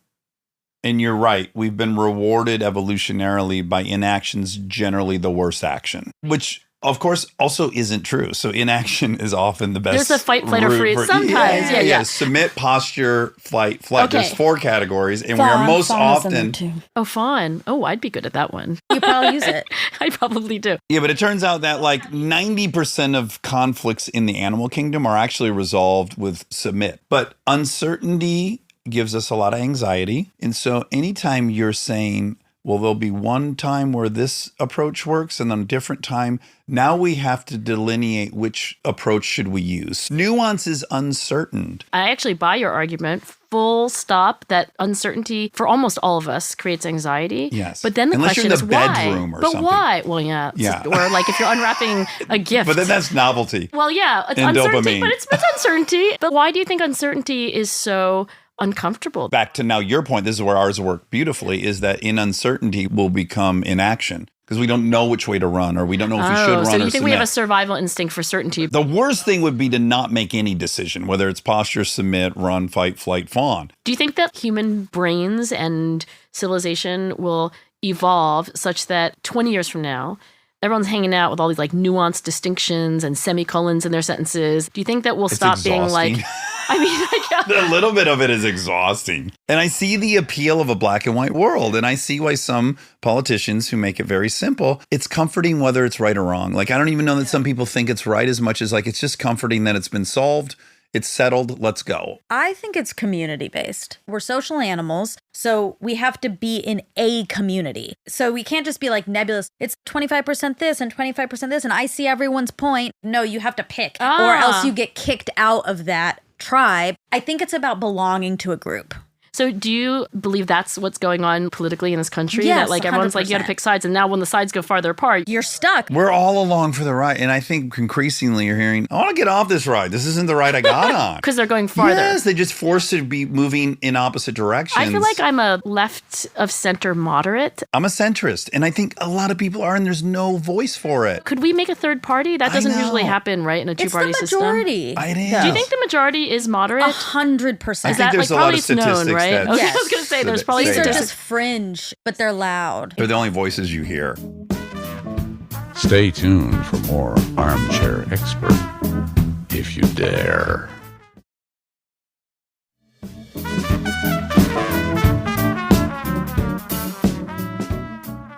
Okay, but back to your book. Grit is very, very self-centric. And then this is about situations and how you can, in fact, maybe have more control or sway over the situation you put yourself in than you do your own internal guiding mechanisms. I think You're synthesizing sociology and psychology. I am. And you know, there was a great psychologist, actually, who wasn't a psychologist, but he talked a lot about psychology. So we call him a psychologist. His name was James Flynn. And he said that what psychologists lack is a sociological imagination. I think he was quoting someone else. He wasn't making up that term. So yes, I'm trying to be a psychologist with a sociological imagination. I actually came into psychology as an outsider. I was a high school teacher teaching math, and then I was a manager. Anyway, like I parachuted into psychology. I was 32 on the first day of graduate school, and I hadn't really studied psychology, so I'm kind of new to it. Liberated maybe by that. It was probably helpful. But when I got there, I was like, so what's the difference between anthropology and sociology and psychology? I didn't understand. I was like, isn't it economics? Isn't it all human behavior? And what someone said to me, they were like, oh, psychologists study what's in your head, you as an individual, even if it's like you in a marriage, but it's still the individual. Sociologists, it's like a figure ground reversal. They're interested in the ground, not the figure, right? They're like society, structures, class, and so forth. But I think a psychologist with a sociological imagination would be like, all right, I get it. My job is to understand how somebody feels, how motivated they are, who works harder. But it has to have something to do with where you are, the people you're around. Yeah, you go like, oh, individual is an incentive-driven creature. Correct. What are the incentives in that society? So if you can break out a little bit of either or, a lot of times people say Grit is a book about the triumph of the individual over their situation, but that itself is either or. It's like, well, it's either the individual or their situation. Every person that I've ever studied who's successful defies either or, because you talk to anybody who's successful and you get like 1 inch deep and they tell you who their mentors were, like who saved their life. They tell you about the day they lost all confidence and the person who scooped them up off the floor and put them back together again, right? You ask them even trivial things like how they arrange their lives, the physical things around them, what they choose not to have in their house that gets them in trouble, and the things that they do have. So I feel like this dichotomy of, so is it 70, 30? Does it even matter? And why do we do it? But here's what I do think matters. I think that especially now, human beings who want to be happy and successful, they have to think, if I persist in this false dichotomy, then I'm going to miss a lot of opportunities to actually change my situation. I think choosing who your friends are and choosing what country you're going to live in is a way of agentically taking the steering wheel of the situation and saying, look, I don't believe in this false choice. I believe that agency and the situation are not at polar ends of some continuum.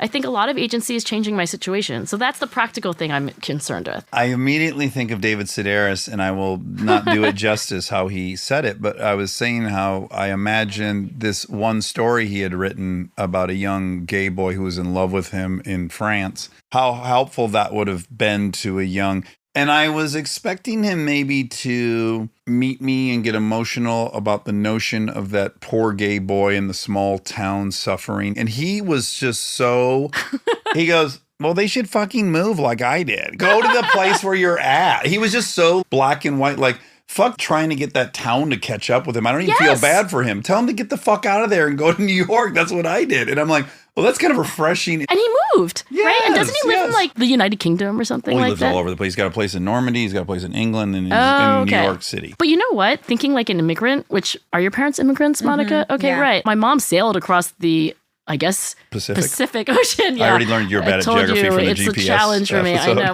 She just moved. I mean, she moved here and didn't know anybody. And like, she moved here for a reason, right? Wasn't accidental. People habituate to their circumstances. It is where you are. You get comfortable. But more than comfortable, I think you get oblivious. And I think one of the things that I'm increasingly exercised about is if people want to change their lives, they're like, I need to change my attitude. I need to fix those thoughts. I need to have more willpower. What if you did the master move? What if you just changed your situation and then your situation would change your thoughts? There's another saying that we love. You have much better chance of acting your way into thinking different than thinking your way into acting different. Oh, that's good. I think all the things inside our head, which are very important, and that's what I've been trained to study. I figured that out. I was like, oh, psychology is all the stuff in our head. It's really hard to change that just with your own volition. Back on the psychology and why the observation that student made is great is a psychologist, if we were the type of animal that was a tiger, would make a lot of sense. Why? Tigers are on their own.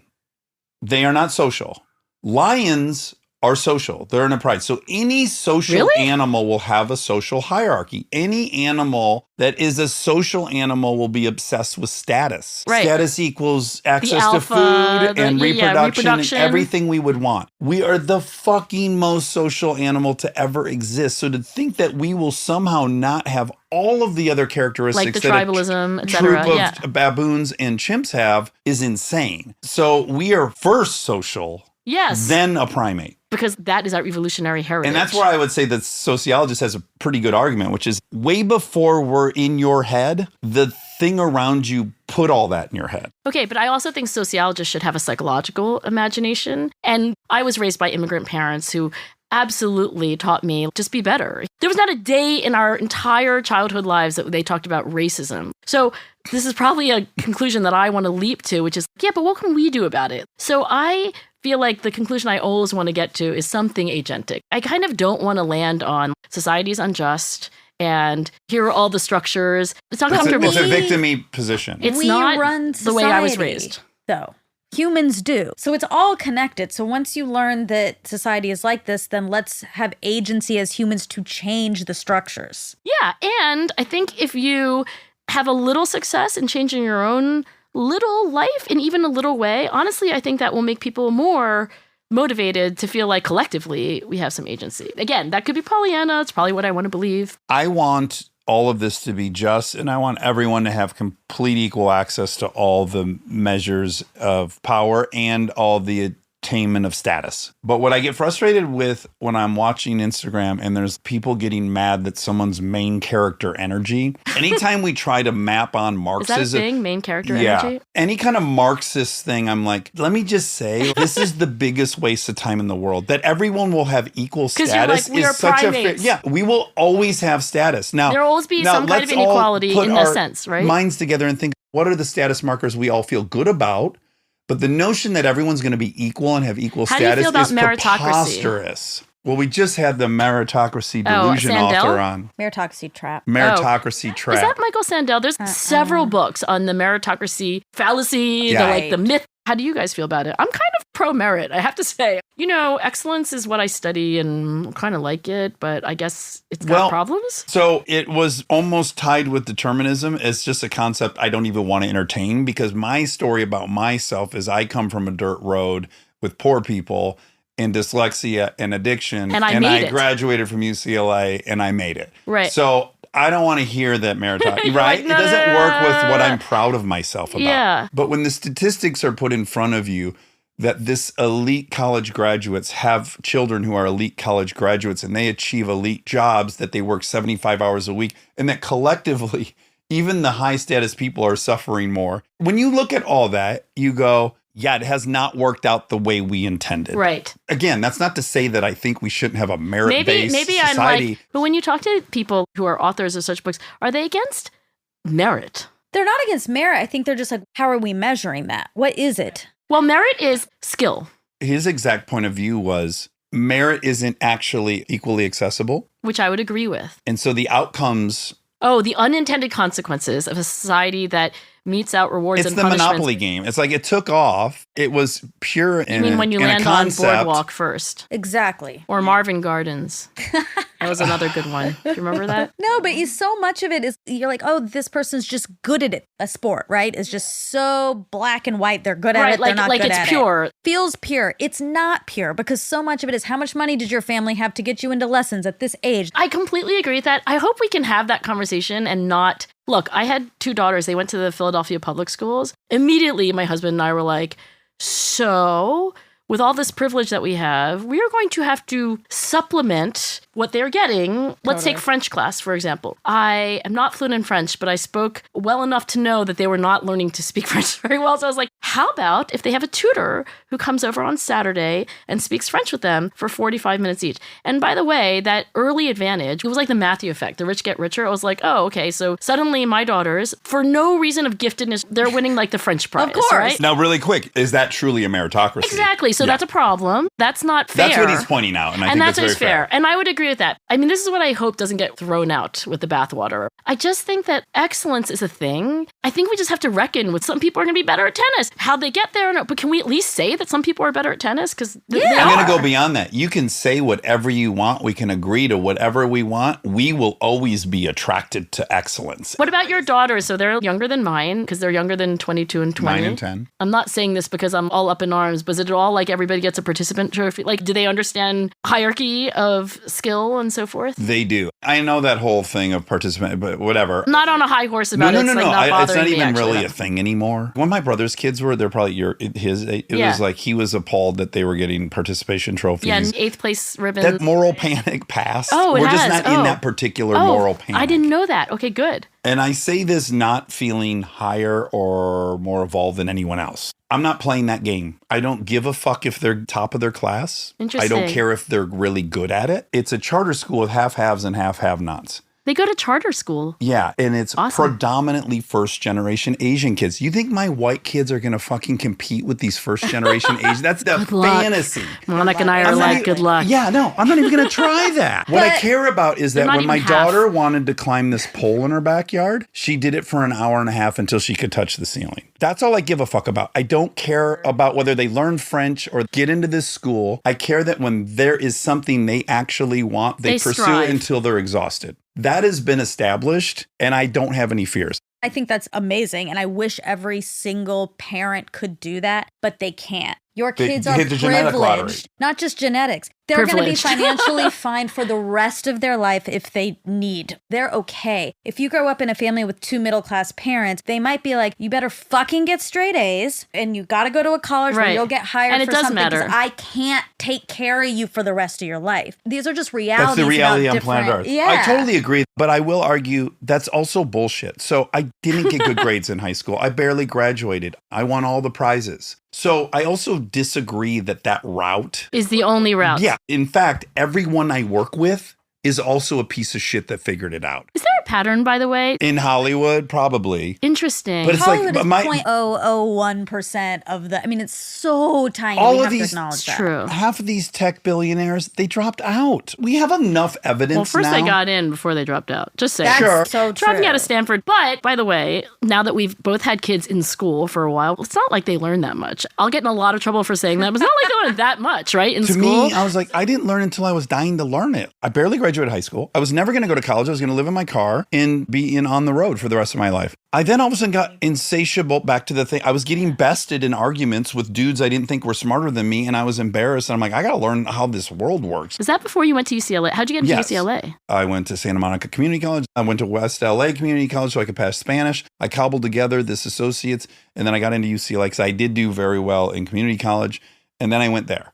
And that's because I decided I wanted to do that. And then when you decided, you did it. And I remember more than all the fucking kids whose parents forced them to get into that school with me. I actually cherish that education I got because I was there because I wanted to, not because someone said, you got to do this or you're dead or you're going to be penniless. I personally think that striving and whatever narrative we tell, I hope it doesn't. I guess you're saying it'll never go out of fashion because excellence will never go out of You fashion. can tell them anything. They're going to look around. If they're a boy, they're going to go, who are the girls dating? And everyone's going to be driven by mating. You're not going to So maybe it's deprogram just, people. maybe there's just a very vocal minority. Maybe the people also who are being vocal about not liking meritocracy are not saying they don't like merit or excellence. They're obviously talking about society, and we could not agree with them more. But I do just hope they don't eradicate striving, Yeah. pursuing. No, I don't think Tackling. they're doing that. I I think don't they're think so saying we just got to even the playing field so that the striving works. If you look at the starting class at Harvard, can Yes. we say that was merit? You just gave a great example. You had a tutor come over and teach your kids French. But I think there's a difference between skill and potential. I think that when your kid does really well on a French test, you can say they are skilled at French. That's different from, oh, they had some potential or they were innately. It's like, no, but their test score in French is what it is. So I would say of the entering class at Harvard, wow, they have mastered some stuff. Whether that's due to some innate potential or It's advantages. just how much help did they get? Right. So it can't be merit if it's all been bought. I just think that people should distinguish between talent and skill, which, Will Smith, I don't know Will Smith, but, well, I kind of know. But anyway, I'm not best friends with Will Smith. I'm not best friends with Will Smith, I'll just say. And I'm not saying that because I don't want to be best friends with Will Smith. But he has this line, most people mistake the skill and talent divide. They don't think that they're two different things. He was like, talent you're born with, skill you get from hours and hours of beating on your craft. But I guess I want to say that when you talk about merit, maybe if you can distinguish between merit as in on this day, what can you do versus did you deserve it? Was it innately about you? It's just two different things. You can admit a class to Harvard and say, we're admitting a highly skilled class, that they're capable. So all that's being suggested, and by the way, it's another false that either you are physically talented so you become Michael Jordan or you work as hard as Michael Jordan. He's a physical phenom, plus he worked harder than everyone. Plus he had so many advantages. Like who was that famous coach? Phil Jackson, right? Yeah, Phil Jackson. Yeah. Would Michael Jordan be Michael Jordan without Phil Jackson? No, because you can see actually he's the common denominator. But both and. Right. So are the kids that got there, did they get their merit base or not? Both. Exactly. They had probably tremendous opportunity that most kids don't have, and they worked really hard and rose to that occasion. Correct. And so we're violently agreeing. But when I hear these arguments, I both violently agree that the playing field couldn't be more unequal. And you could argue they're getting more unequal. Probably I'm contributing to that just by getting my kids tutored. But I hear a lot of the whole idea of people having different levels of skill even is like a sign that something is wrong. No, you're right. There does seem to be some notion that we should all pretend we're all physically equal and we're all tabula mentally rasa, equal. or whatever the Latin phrase is for we're all equal. And the only thing I'll add to that is, what's your other suggestion? I think a model that a lot of people would say is a raffle. Yes, this is a Malcolm Gladwell thing. And also, I was talking to a young progressive thinker, likely to major in sociology, and was like, we should take all the assets of the United States and divide them up equally. I don't know if that's exactly communism, but it sounds like that. My parents are from China, and I was like, well, let me tell you, that particular approach, it wasn't such a great end game. Yeah. But yeah, I don't have a better, well, I think it distracts by the way, from the lack of, we should be thinking about preschool and stuff. I don't know. I feel like it's a distraction sometimes. I want to go back to one thing that popped up, and then I forgot to say it out loud. And this may sound critical, but I think it ties beautifully into the conversation we had an hour ago about the experiential self and the narrative self. Okay. The reason I have this position with my children is that I do not want to rob them of the narrative self I was able to write for myself. So if I get them a French tutor and I take them to this after school class and I take them to auditions and I tell them how to do this and they wake up at Harvard or they wake up in success, who gives a fuck? I did all that for them. I created a context and a situation around them by which there's nothing for them to write. So I actually want them to flounder, figure out the thing they are good at. It's not the thing I wanted them to be good at. Go get it so that they can write the story about themselves. I don't have a goal of Harvard or a goal of this amount of money. Yes, that's a luxury. I can support them if they're starving. The thing for them I'm wanting is that they're able to write a story about themselves that they're enormously proud of. That's it.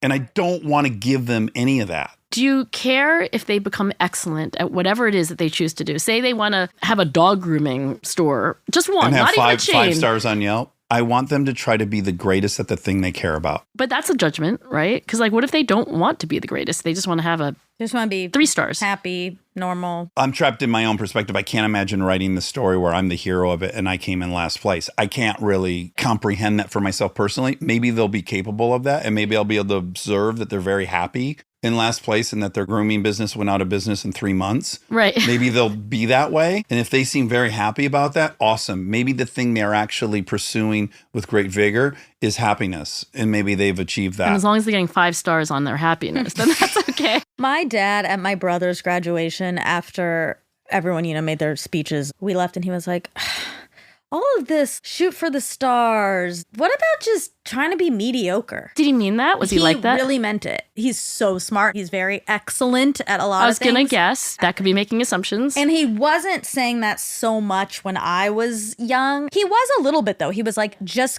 get a job that you'll be safe in. But in that job that you're safe in, I'll speak for myself. I don't know what I wish, but when I look at my kids, I'm like, you're going to be a baker, be a great baker. So I don't know whether that's a lack of open-mindedness, but it's different from saying don't have such a stressful job. But just like the job you have, it's very hard for me to utter the words out loud that it would be okay to be 3 stars. But I would argue, if we're realistic and we recognize there's only one best, 99.9% of the people will not be the CEO. They won't be the captain of the team. So are you setting your kid off on an endeavor where they have a 0.2% chance of succeeding as we've defined? That's its own. Okay, well then you just go to John Wooden. I've been reading about AA and John Wooden. Oh, great UCLA basketball coach? Yeah. I know very little about him. What? The Pyramid of Success? Ted Lasso? Oh. Yeah, we're just starting.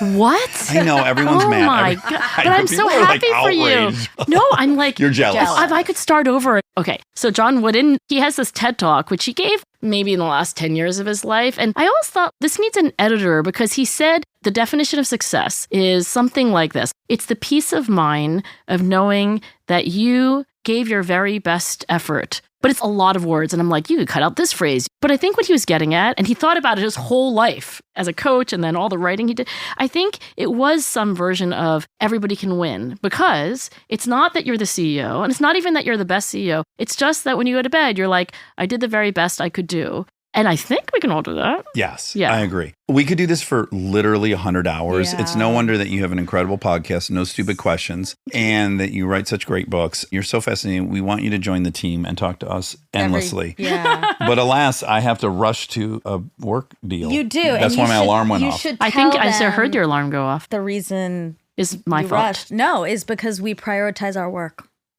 over Because I'm a money. 5-star person, and that's You are. all you need to know. Yeah, the stakes of where I need to be are the highest for us possible. And I did Okay. just go 15 minutes over because I enjoyed Oh talking my to you God, so much. So I guess I seriously? did, That's terrible. I did prioritize. No, it's not. It's not. It's, Okay, it's well, the best thank side you. of us. Yeah. Yes. This was like really fun. Okay, Angela, I love when you're here. You're like Adam in that I know if you're coming, I don't have to, or even better, Stephen Dubner.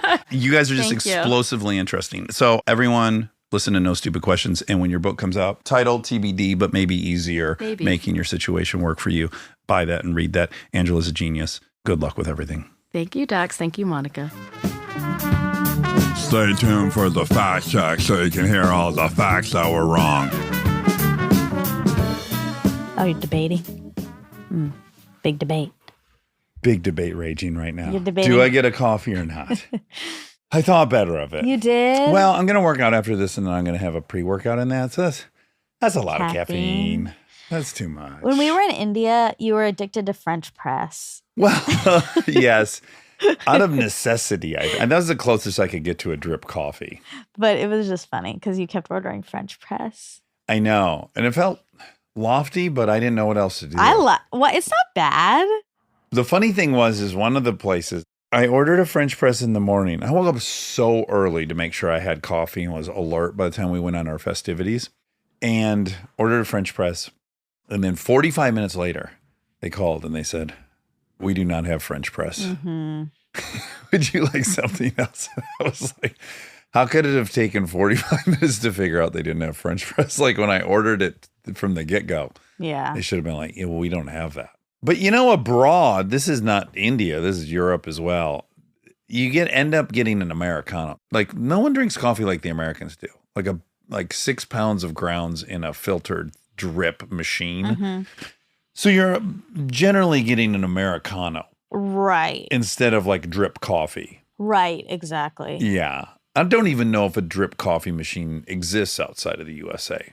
That's a good question. It's a really good question. How are you doing? I'm lovely.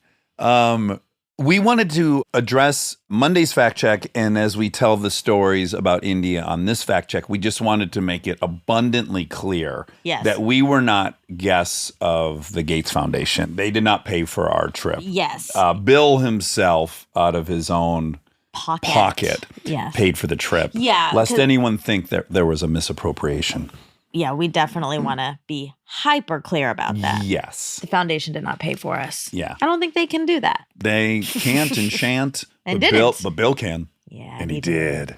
You know, are you scattywampus? I'm a little scattywampus. This whole, just to reiterate, the time change is 13 and a half hours. Yep. Which, boy, we found out interesting explanation for that along Yeah. the way. And we did good on the flight home. Well, I'll speak for me. Okay. I did good in that I went to bed on the flight and woke up at 5 a.m. LA time. I was like, okay, we're straight. Right. But then staying awake from 5 a.m. till 9 p.m. that day was really, really hard. That was Saturday. Mm-hmm. And then slept really good Saturday night. Yesterday I woke up and I go, okay, I'm back. I'm on the schedule. You had a rough night. Yeah, I We'll did. get into it. But I'm like, oh, everything's great. Cut to, I take Delta cruising yesterday at like 2 in the afternoon. And I'm just dead. Because it's 3 in the morning, 3:30 in the morning. Exactly. So yeah. it's real. It's upside down. It's upside down. Mhm. So yeah, I do feel really good right now, but I also have a little bit of anxiety that it's going to collapse at like 12 p.m. as it has Yeah. been doing. That makes sense. How'd you sleep last night? I slept pretty good last night. Saturday, we got in. I messed up on the plane. I didn't care. I was like, I'm going to sleep. I slept a long time on the plane. How many hours do you think? I don't know. 12 or 13? No, not 13, because I didn't go to bed. I kept peeking. Every time I go to the bathroom, I'd peek to see if you were awake, and you were asleep every time. Yeah. But I went to bed kind of late. And so, anyway, whatever. We got to our houses around 3-ish. Yeah. 3:30. I decided to walk to a bookstore. Yeah. And I felt so weird that day. So I walked to the bookstore, I bought a book, and then I decided to have a little caffeine. This is Saturday. So this is around 5:15. Okay. So I went to Alcove with my book. Oh, interesting. And I got a matcha. And I read my book and I drank a little bit of the matcha. And then I got home and I was so tired, but I was like, I have to stay up till 9. Like, I have to. Yeah. And then I did, and I slept immediately at 9, but then I woke up at 12:30. Yep. And then I was able to go back to sleep till 1:30. Okay. And then I was up till 4:30. Oh, what'd you do in that 2.5 hours? I just kept my eyes closed just in case. Okay. I was All right, hoping just preparing maybe for a return somewhere. Okay, now I want to rewind even further, which is, I think, really funny. So when we were originally looking at ways to get home, basically we had a choice to make that we could either take like a 4 a.m. flight or a 7 a.m. flight. And we decided, okay, if we take a 7 a.m. flight, we're going to have to wake up at 3 anyways to go to the airport. Seems smarter to just stay awake till the 4 a.m. flight, and then that'll help adjust us on the backside. It'll get the ball rolling. So I was very optimistic about that decision. Yeah. Cut to our last day in Delhi, which was a free day, which we took in this incredible tour. Yes. More on that to come. Yeah. And then we thought, okay, well, let's eat really late. That'll push the whole schedule down. And then we ate at like 9:30, I think. 9-ish, yeah. Yeah, and by 10, we were both at the restaurant. We were starting to collapse. So tired. And we were like, I was like, oh my God, we have 3 hours until our pickup. I know. Then there's 3 hours more from that point on. So we were, by the time we went to get our car ride to the airport, we were both exhausted. And then 3 hours at the airport. And I got so zany at one point. All of a sudden, this popped into my head. No, you're in. The Tum Tum Tugger is a serious cat. Well, you said curious. I did, because I didn't have I said terrible. It is curious, actually. It's the Rum Tum Tugger is a curious cat. But I was saying the Rum Tum Tugger is a terrible cat, which later in the song it says the Rum Tum Tugger is a terrible bore.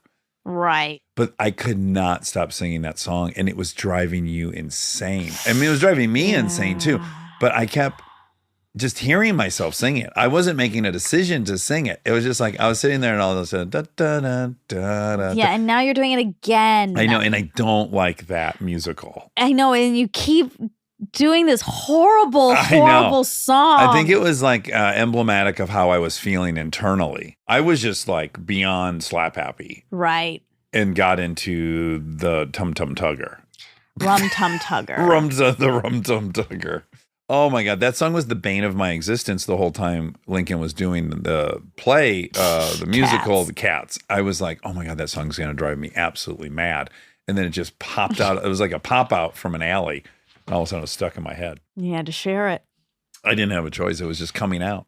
I guess that's the power of it. It's why It's why it was such play a successful. is very successful. Yes, the Tum Tum Tugger. He's a curious cat. The Rum Tum Tugger. The Tum Rum Tugger. If you're going to do it, at least do it correctly. My God.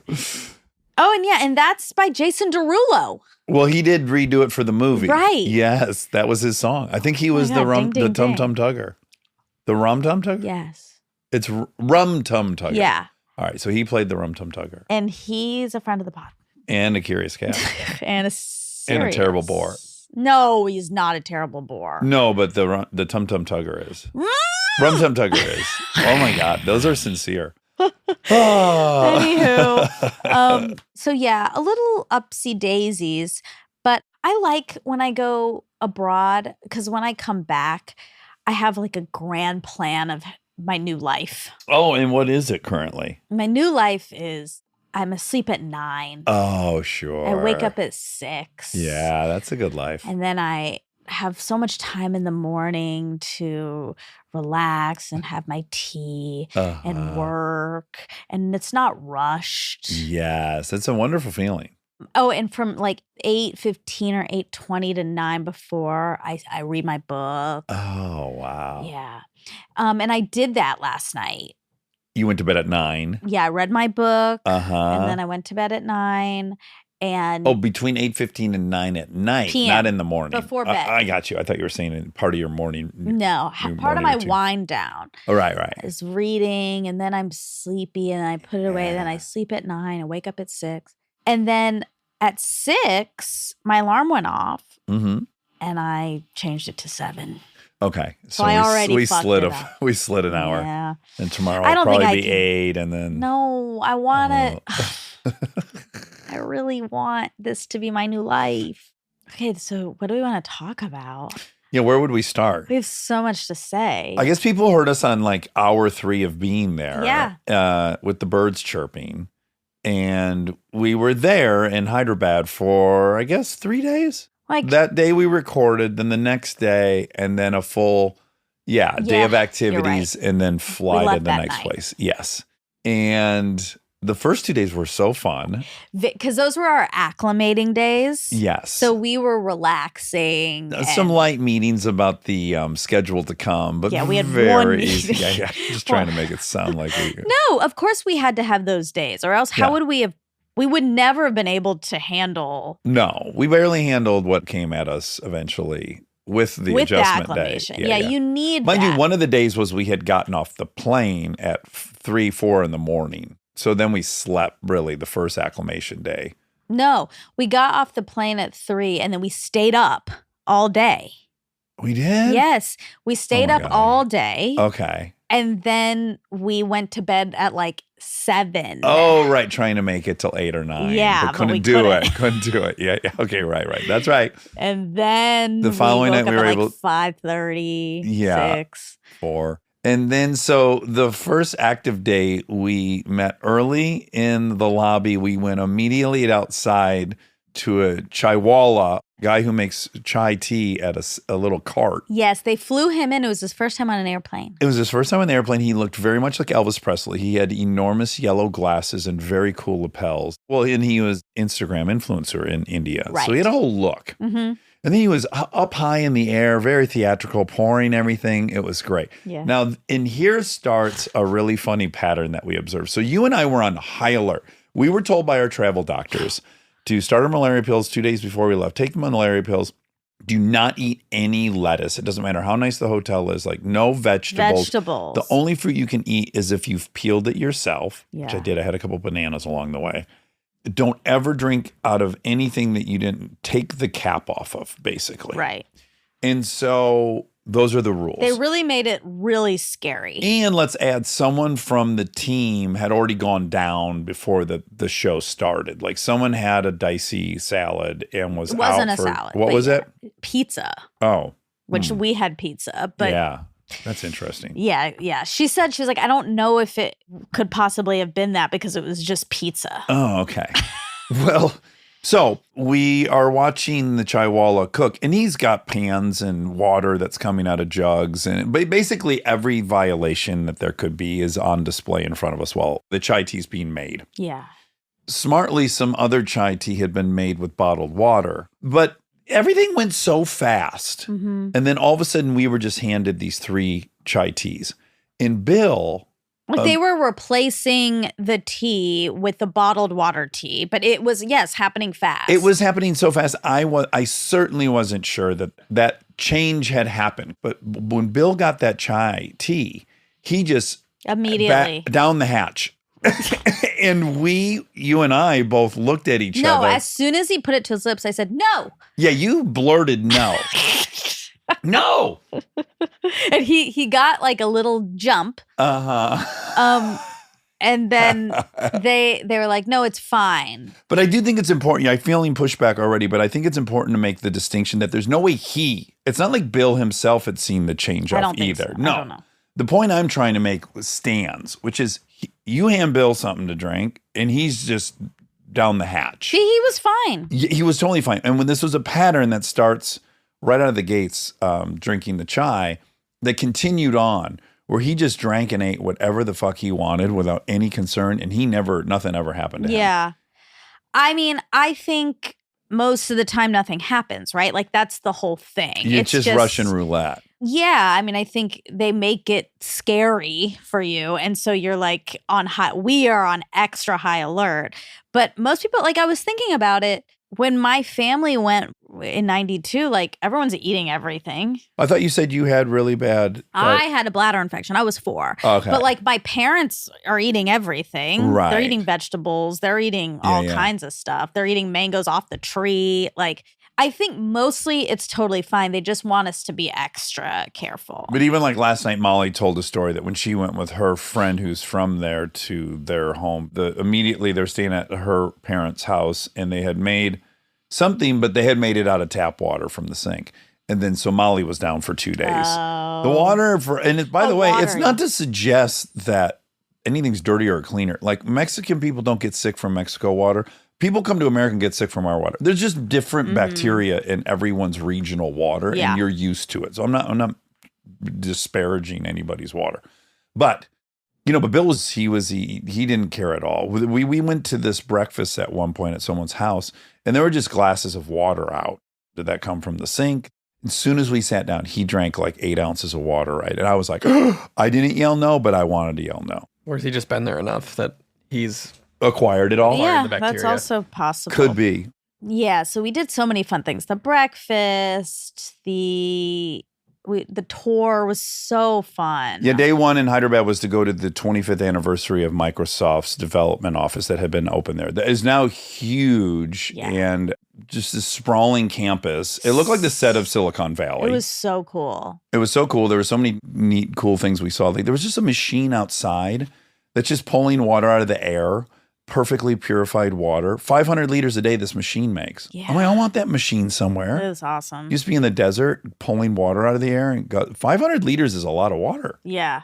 You could take a bath. Yeah. He did like a talk and all these Microsoft employees were there and Yeah, it they did was a big so exciting for them. Yeah, fireside chat. Mm-hmm. They said there was 800 people. They're all gathered around these catwalks and different floors looking down over this atrium. And then everyone was zooming in. There was like so many people And zooming there's 25,000 employees in India for Microsoft. It's so weird to be there with him and know his brain is the reason all of this is here.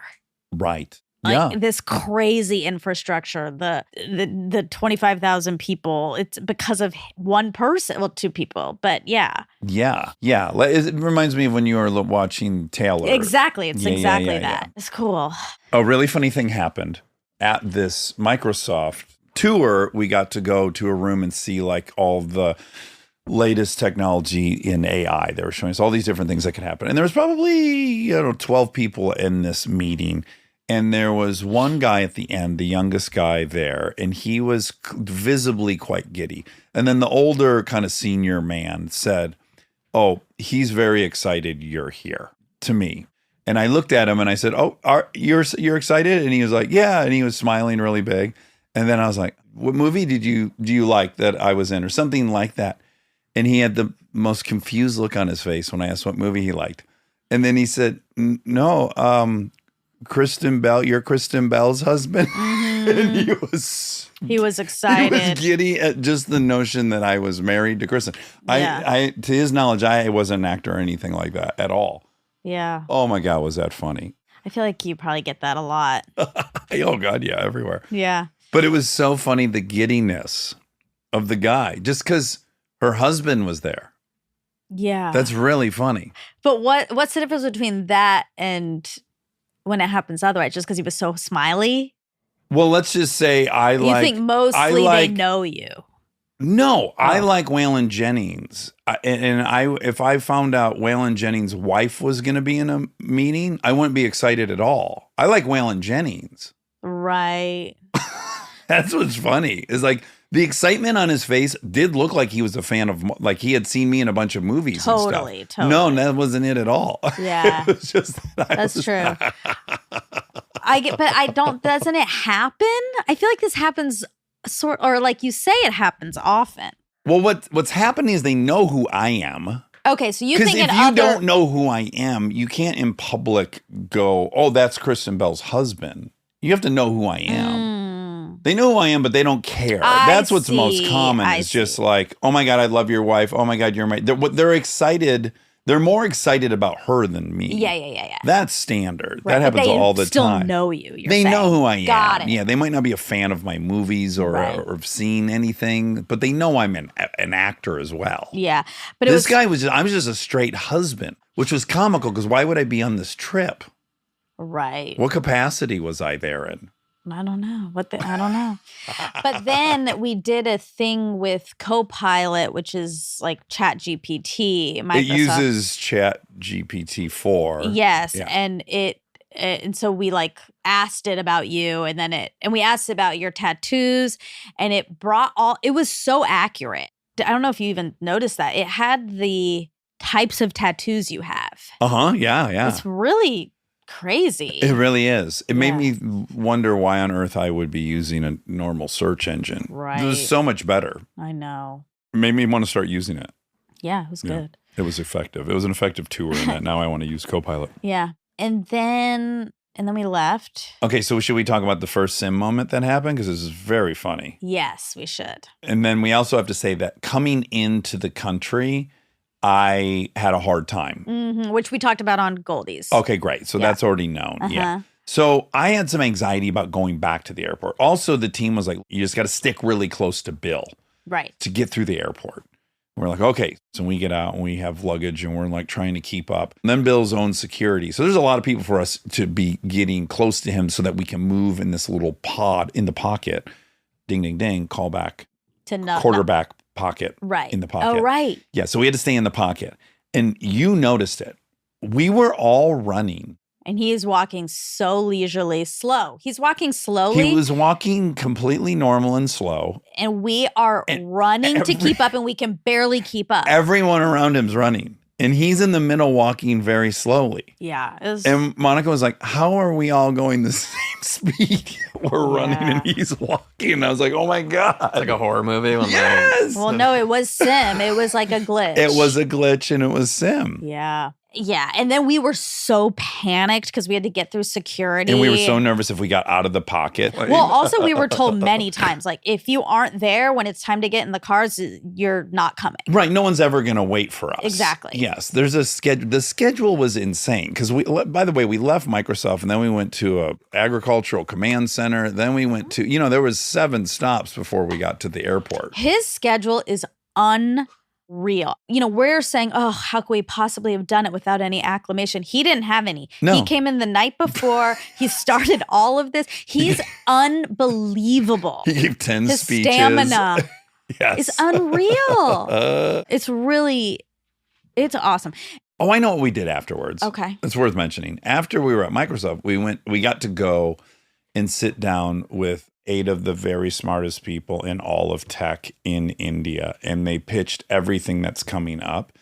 And Bill understood every single one of the things and had incredible, insightful pushback and foreseeing potential problems 4 steps away. And the person that was hosting it is saying, this is why this meeting is so important, because Bill will immediately see what's wrong with everything and he can challenge all of my experts.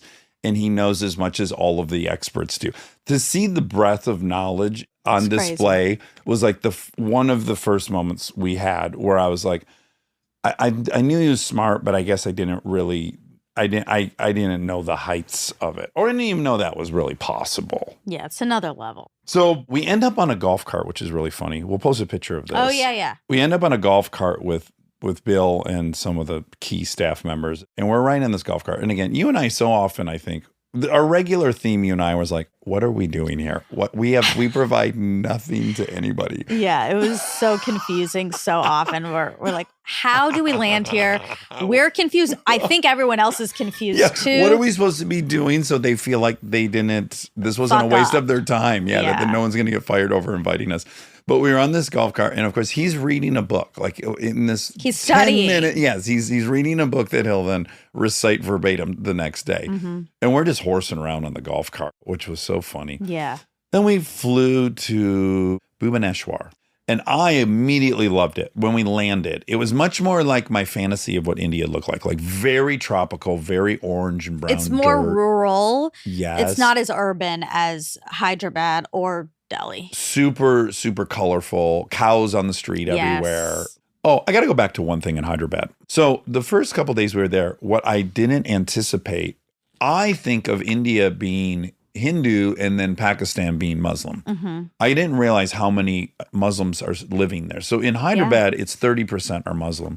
So we were hearing the call to prayer, the 5 calls to prayer every day. There's speakers all over the city. You can't miss it. The first couple days, I was just thinking and asking out loud to people that live there, like, if you're not Muslim and you hear this for 20 minutes, are you annoyed by that? Like, it's not your religion and it's so out loud and in public. Mm-hmm. And so people are like, no, it's been this way for 600 years, whatever. Clearly, it's part of just standard life.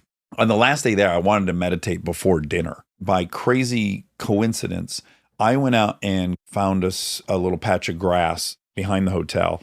And I got into my position. And right as I started doing my mantra, the call to prayer started.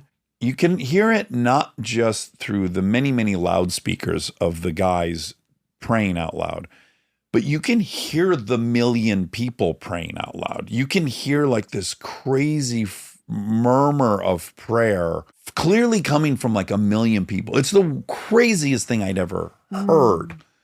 And I was sitting there and it started right as I started meditating. I was like, oh, fuck yeah. Like I fully connected with this weird wave of everybody doing the same thing at the same time. Like clearly we have different intentions or to different people, but the activity of a million people all doing that same thing at once was one of the craziest feelings of my life. Yeah. Fuck, it was awesome. I was so happy I happened to accidentally time it to be doing it at the same time. Yeah. Oh, it was electric. We also learned that cities with the ending BAD are Islamic, and ones that end in Pur, P-U-R, are Hindu, which I never knew. And the word before the Pur or the Bad is the name of the king. Often, yeah. We learned a lot. Oh, an insane amount. Mostly when we were in Delhi and took our tour. Yes, we had the best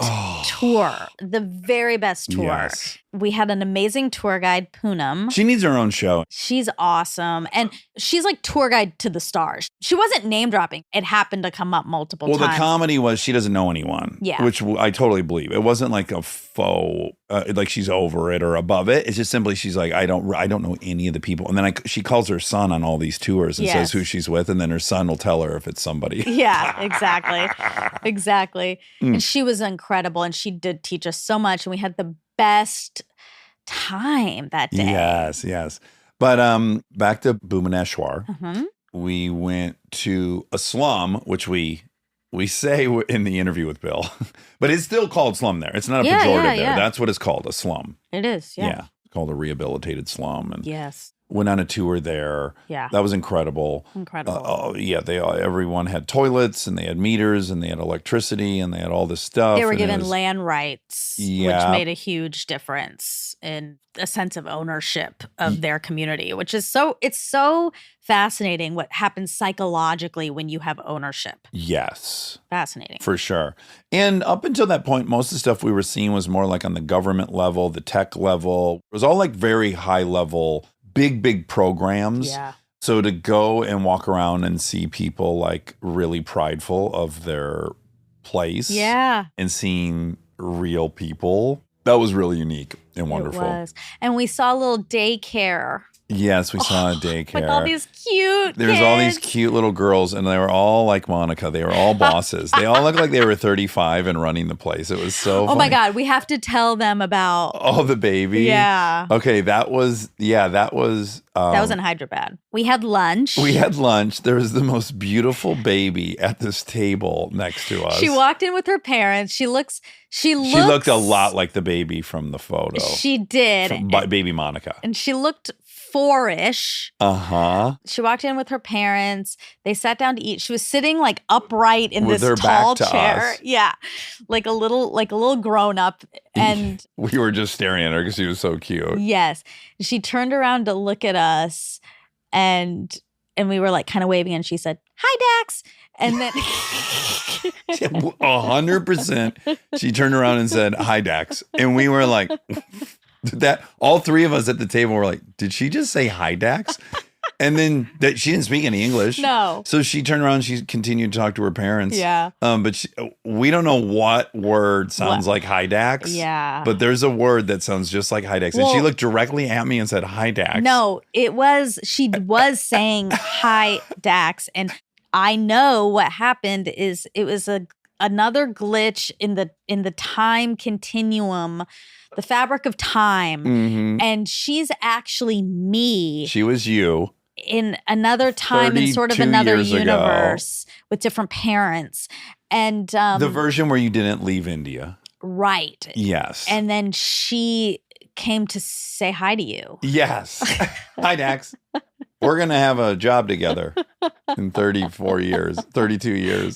She did look like she She looked really did identical look to the like baby yeah. in the grass. She was so cute. She had such big eyes. And, Yeah, hi, Dax. thickest hair ever. Hi, Dax. And then turned back around and carried on. Oh, it was so startling. It was almost like a horror movie, but really a cute horror Yeah, movie. cute. More than Twilight Zone, we decided. Yeah. That's what it Twilight was. There was a lot of Twilight Zone and Sim going on. Anyway. Okay, so we went to the revitalized slum and then, some meetings. We just like fly on the wall in these meetings. We went to a cool ceremony where he was being awarded He helps fund this school.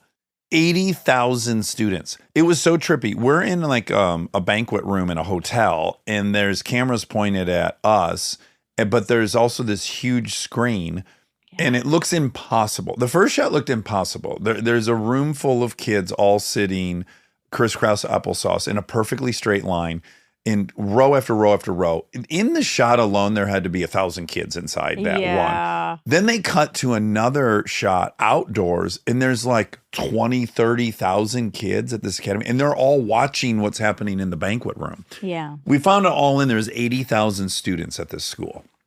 And if you go there, it's free, and you get room and board and meals and an education. And it's like one of the things that he's helped fund. For tribal children. They gave him a bunch of different plaques and everything. We started becoming a little concerned with like, where are all these things going? Because we were only on day 2 of the trip with him, and he'd already received like 150 plaques and trophies and memorabilia. Yeah, he needs his own house just for those things. And we got into every conceivable thing. And here's where the next stage of like recognizing how smart he is. I would think I asked him about what of the 3 prominent technologies that are on the table to stop aging, which one does he think is most promising? Mm-hmm. And so that was the goal of the question. And he starts to answer, but then he goes, well, the Earth is 4.5 billion years old. Life comes very quickly thereafter. 4.2 billion years. We have 2 distinct cells living in 2 different spots of the ocean. Without cell membranes, of course, the salinity content of the ocean is identical to these cells. And he starts talking about the 2 original cells on planet Earth. And then he takes us through every single step of evolution, both what was going on geologically on the planet, what was going on to the chemical content in the air and in the water, how these 2 cells came together and one engulfed another and created this multi-cell thing. And he took us up through every single stage until he got to fucking humans. It was extremely That's comprehensive. not his field. Yeah. He's not a biologist. He's not a geologist. He's not an evolutionary biologist. And I had just watched the Spielberg like 5-part history of planet Earth. And his answer was way more dense than that whole Oh, 5-hour yeah. show was, and more scientific. It was nuts. And that was just one of 100 things he could do that I on. know. It was like watching Jordan do what he does impossibly or something. I was thrilled. He's so unique. Yeah. And playful. We were laughing and joking. I know, it was fun. Yeah, his brain. His brain is something else. Okay, Delhi. Then we went to Then we Delhi. went to Delhi. And then the next morning we had the breakfast super early with a bunch of young tech billionaires, all these people who control. And then Monica and I concluded about midway through that breakfast that the only explanation for my presence, because I sat one over from Bill and I was in a suit and tie, is that they had to have thought I was his security. And I preferred that. As opposed to like, I have no reason to be there. We did have no reason to be there. We didn't. Yeah, there was no reason for us to be taking up 2 seats at that table. At one point, the host was saying that, everyone was sort of presenting their stuff to Bill. And he said, Bringing him up to speed on what's going on in the country. and he was like, everyone's going to go around and sort of explain themselves. And I had such a panic that we're going to have to explain ourselves. And I was like, what are we going to say? What the fuck? I didn't have any fear of that. I knew there was no way they were going to take any time to hear what we were up to. Well, I was very scared that we were going to get included in that. And I had no idea what we could possibly say. But I love the idea that I was his security and that I was going to jump on him at any point. And I had already done that in the slum inadvertently because I was standing pretty close to him a lot of the time. And I noticed, man, there's so many balconies around us. And I became completely obsessed with scanning the balconies to make sure no one was coming out with a weapon. And I just kept going in a cycle over and over again to make sure there was. So I appointed myself his security. Well, on our way to the airport, you were in a fantasy about protecting him from a tiger. There's 3,100 tigers in India, which is like 20x anywhere else. Yeah. So yes, I had thought like, God, what if a tiger? I also watched that thing that misled me. There was a Planet Earth like nighttime version with all this heat imaging cameras, and there are tigers moving through the city in parks in many different populous cities in India. Okay. Like they're there. So I was like, okay, if a tiger attacks Bill, I have a great game plan for a mountain lion, but they're 120 pounds. Right. Tiger's 400 pounds. I was like, I'd have to find a spear very quickly. Like I have to find a flagpole or a pole or something. And then my blow to the tiger would have to be directly to the heart of the brain, which is hard. Yeah. I've never tried to stab a tiger. I don't know how good I'd be the first time. And so, yes, I was really preoccupied with having to save him from a tiger at some point. Which luckily didn't happen. It didn't happen. Didn't come to fruition. I was semi-prepared. Yeah. You know? You were mentally half prepared. I had already considered it all. Now, having been there, I didn't see many poles. Well, the whole time I was looking at the balconies, I was like, where are the poles? There aren't where are many the poles spears? there. I didn't see many. No. You would have been fucked. Would you kill yourself for him? Would you jump in front of the tiger? Boy, that's a great moral question because this is a very important point to make. When he started working in India with the foundation in 2008 till now, the amount of children who die before 5 years old has fallen by 2/3. Exactly. So you're talking about literally, I think it was 5 million a year the first year. You're talking about tens of millions of kids he's actually literally saved. Yeah. Not like in theory, Yeah. like tens of millions of kids are alive because of him. Yes. So from a utilitarian point of view, I would have to do that.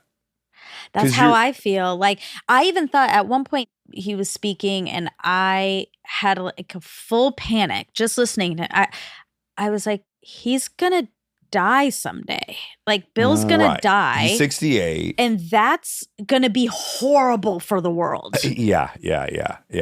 I know, and I couldn't help but just getting more and more infuriated the whole trip about these fucking bozos who just blanketly hate him because he's a billionaire. I know. It's so maddening. It It's is. like not one of these people who hates him because he's a billionaire has saved a single human life. Exactly. And this motherfucker has saved tens of millions of people, and they're in a moral high ground to be judgmental of him. I know. I agree. It really It's was pissing me off. Like upsetting. when I was looking at how much of this guy's day is spent trying to fucking save people, He could be playing tennis and getting massages. Like know. everything the people are mad at them would be doing with $1 billion. He's not. At one of the talks, the moderator had gone to Stanford when he gave a commencement speech. She was from India and had transferred from IIT to Stanford. Yes, and she said during the speech, he had said something that really resonated with her.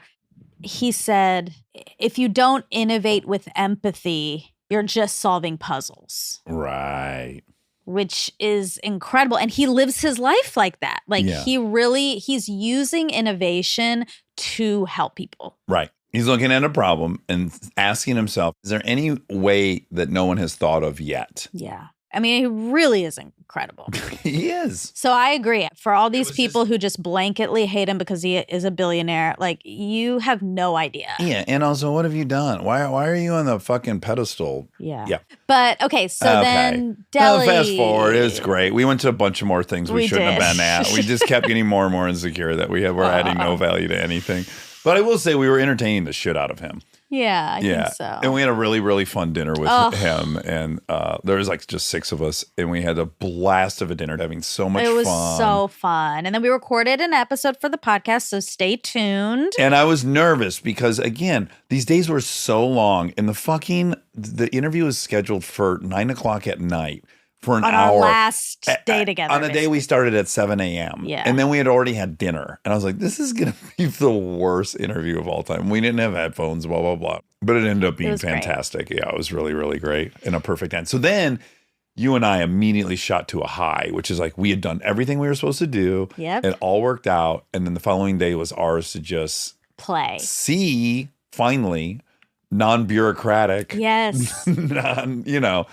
And yes, we had this incredible guide, and the amount of history we learned about India was mind-blowing. It was so cool. And we went to the predecessor to the Taj Mahal. Mm-hmm. We went to Old Delhi, which was... It's like the largest marketplace in the world, 25 square miles. There's the spice market. There's the bridal shower market that's like 2 miles long of thousands and thousands. And we were in a rickshaw going through, again, Sim, like how are we all fitting in there? No. It made no sense. Oh man, it was fun. We saw the little station where guys on the sidewalk were getting their ears cleaned by other men. Yes. Eargasms. That's a whole like industry. Yes, getting their earwax and they're pulling it out and looking at it together. It was so energized. Yes. That area. I loved it. And I want to tell, there were 2 different moments where I got really teary-eyed. And it was the 2 different times that you just were overwhelmed with the fact. And you looked at me and you go, I'm so proud to be Indian. Yeah. I felt it. I Yeah. really did feel it. I did for the first time ever. Yeah. It was really a big gift. Yeah. Yeah. And what a history, man. I know. All these different kingdoms that existed. Also, I was really confused when we were at the school that has 80,000 people. It's labeled a tribal school for indigenous people. When we were on the tour, I asked her, I'm like, how would anyone describe themselves as indigenous? Isn't everyone from India? And no. Mm-hmm. There's so many of them from the Ottoman Empire, from the Turkish Empire, from the different Moorish Islamic groups that came down. Yeah. There's a kind of a strong Portuguese crossover in a certain area of India as well. Kerala's super Christian. Yep. But they're still Indian. They just got converted. Yeah, Christianized. Yeah. Which we got the history of why. It's so interesting. I will say this, the one bummer of the trip and why I need to go back is like, no matter where we went, we were told we were in the wrong spot, basically. Like every time we landed in a new place, they're like, have you gone to Kerala? And we're like, no, have you gone to, There was some northern places that had tigers and snow leopards that we want to go to. Yeah. It was like, I felt like we were touring America and like we had never been to America and we were in Detroit. Yeah. And they were like, you guys going to go to LA or you going to go to New York Delhi, City? no. Like that's like a big city to knock. Oh, yeah, Mumbai. Like they wanted us to go to Mumbai really bad. Yeah, it makes me so excited to go with my family. Oh my God, yeah. Which is a trip my parents want to do it when my dad retires. Right. In 2050. Yeah, exactly. When he's 99. And then we had a dicey situation leaving Dubai Dicey by my account. Oh. Which was like, we're about to take off, and then all of a sudden we're not taking off. And then a full hour and a half goes by where we're just sitting there. And then it turns out they took a passenger off the plane. Yes. But they had to find the passenger's one bag out of 1,000, which took forever. Yeah. I never, ever think I'm going to be in an airplane crash, ever. But I was like, man, we are leaving Dubai at the height of some Western hatred. We're going to Los Angeles. We're going to like there's like all these reasons where I was like, I'm a little, and they just took someone off the plane and had to remove their bag. I had a little bit of anxiety of like, oh, I give this a 1% chance. Well, not 1%. In my mind, that's how much weight Wow. it was. Yeah, I think it's funny because you come across so chill, but I think you're more anxious than you let on. Oh, really? Yeah, not in a bad way. Oh, yeah. But I do think so. Tell me some. Sure. Well, I'm always looking for escapes. I'm looking for who's going to try to fight it. What I'm afraid of is humans. So I'm not afraid of airplanes and weather and all the mechanical stuff. Like that stuff doesn't scare me. I feel like I understand it and I don't have that fear. Humans, I'm afraid of big time. Right. I feel like timing, like maybe you were a little anxious. We were on a little bit of a close call in Dubai at the airport. Oh, right. Our layover was, ended was- up only being an hour and a half. Yeah, we just had barely any time. We had And barely any extra time. And we were at Terminal 1. And by the way, I'm really grateful this ended up happening because we ended up taking a bus to the other terminal. Holy fuck, the airport in Dubai. The terminal we were at is the biggest terminal I've ever seen in my life. It's like 3 McNamaras in Detroit. And that was one of 4. We were driving on a bus for 25 minutes at speed to get to the other, and you could all you could see is terminals as far as the eye could see. I've never seen anything like it. It was so crazy. we had landed in one terminal and we needed to go to like the 3rd or 4th terminal. Yes. So we ate up a ton of time. Yeah, and then I was like, are our bags going to get there? Because we went as fast as possible. That's right. That's what it was. You said you mentioned something about the bags. Yeah. And it made me think like, oh, he's a little more anxious than he lets on. But I'm the same on like, okay, when we were coming back from Hawaii last year for spring break, we were like on our descent. Yeah. And all of a sudden we went back up and started like circling. Or I didn't know about circling at the time, but we were like back up. Yeah. And I panicked. I was like, this pilot has gone rogue. Oh, okay. And I wanted to tell Ryan, like, should you go look into this? Oh, wow, that much. Yeah, I was scared. But it was fine. I bet it worked It was out. all fine. Anyway, it was really cool. Yeah. It was Trip really of a lifetime. special. Trip of a lifetime. Yeah. I mean, I'm sure things will keep coming up forever, probably Yes. about this, and we'll keep talking about it. But that's sort of the rundown of what we did with Mr. Bill Gates. Yeah. And then you have an episode coming at you about it a little more with him. A Thursday. This is for Angela Duckworth. Oh, so fun, She's Angela. so fun. Just a couple facts. Y Combinator, they do take 7%. Y Combinator standard deal. For every company that's accepted to Y Combinator, we invest $500,000 and our investment gives Y Combinator 7% of your company plus an incremental equity amount that will be fixed when you raise money from other investors. That's not terrible, 7%. Yeah. I feel like when I watch Shark Tank, they want like 50%. I know. I know. Okay, she said TBOAS, total breakdown of American society. And then she said, that might be something my dad just made up. I don't see that. Oh, okay. Her dad just likes to make acronyms on Like his own. Ricky. Like Ricky, yeah. Okay. Multiple personality disorder is currently called dissociative identity disorder. Okay. And there's a Seinfeld night guy, morning guy routine she was talking about. I have it here. Let's see if it. I never get enough sleep. I stay up late at night because I'm night guy. Night guy wants to stay up late. What about getting up after 5 hours sleep? Oh, that's morning guy's problem. That's not my problem. I'm night guy. I stay up as late as I want.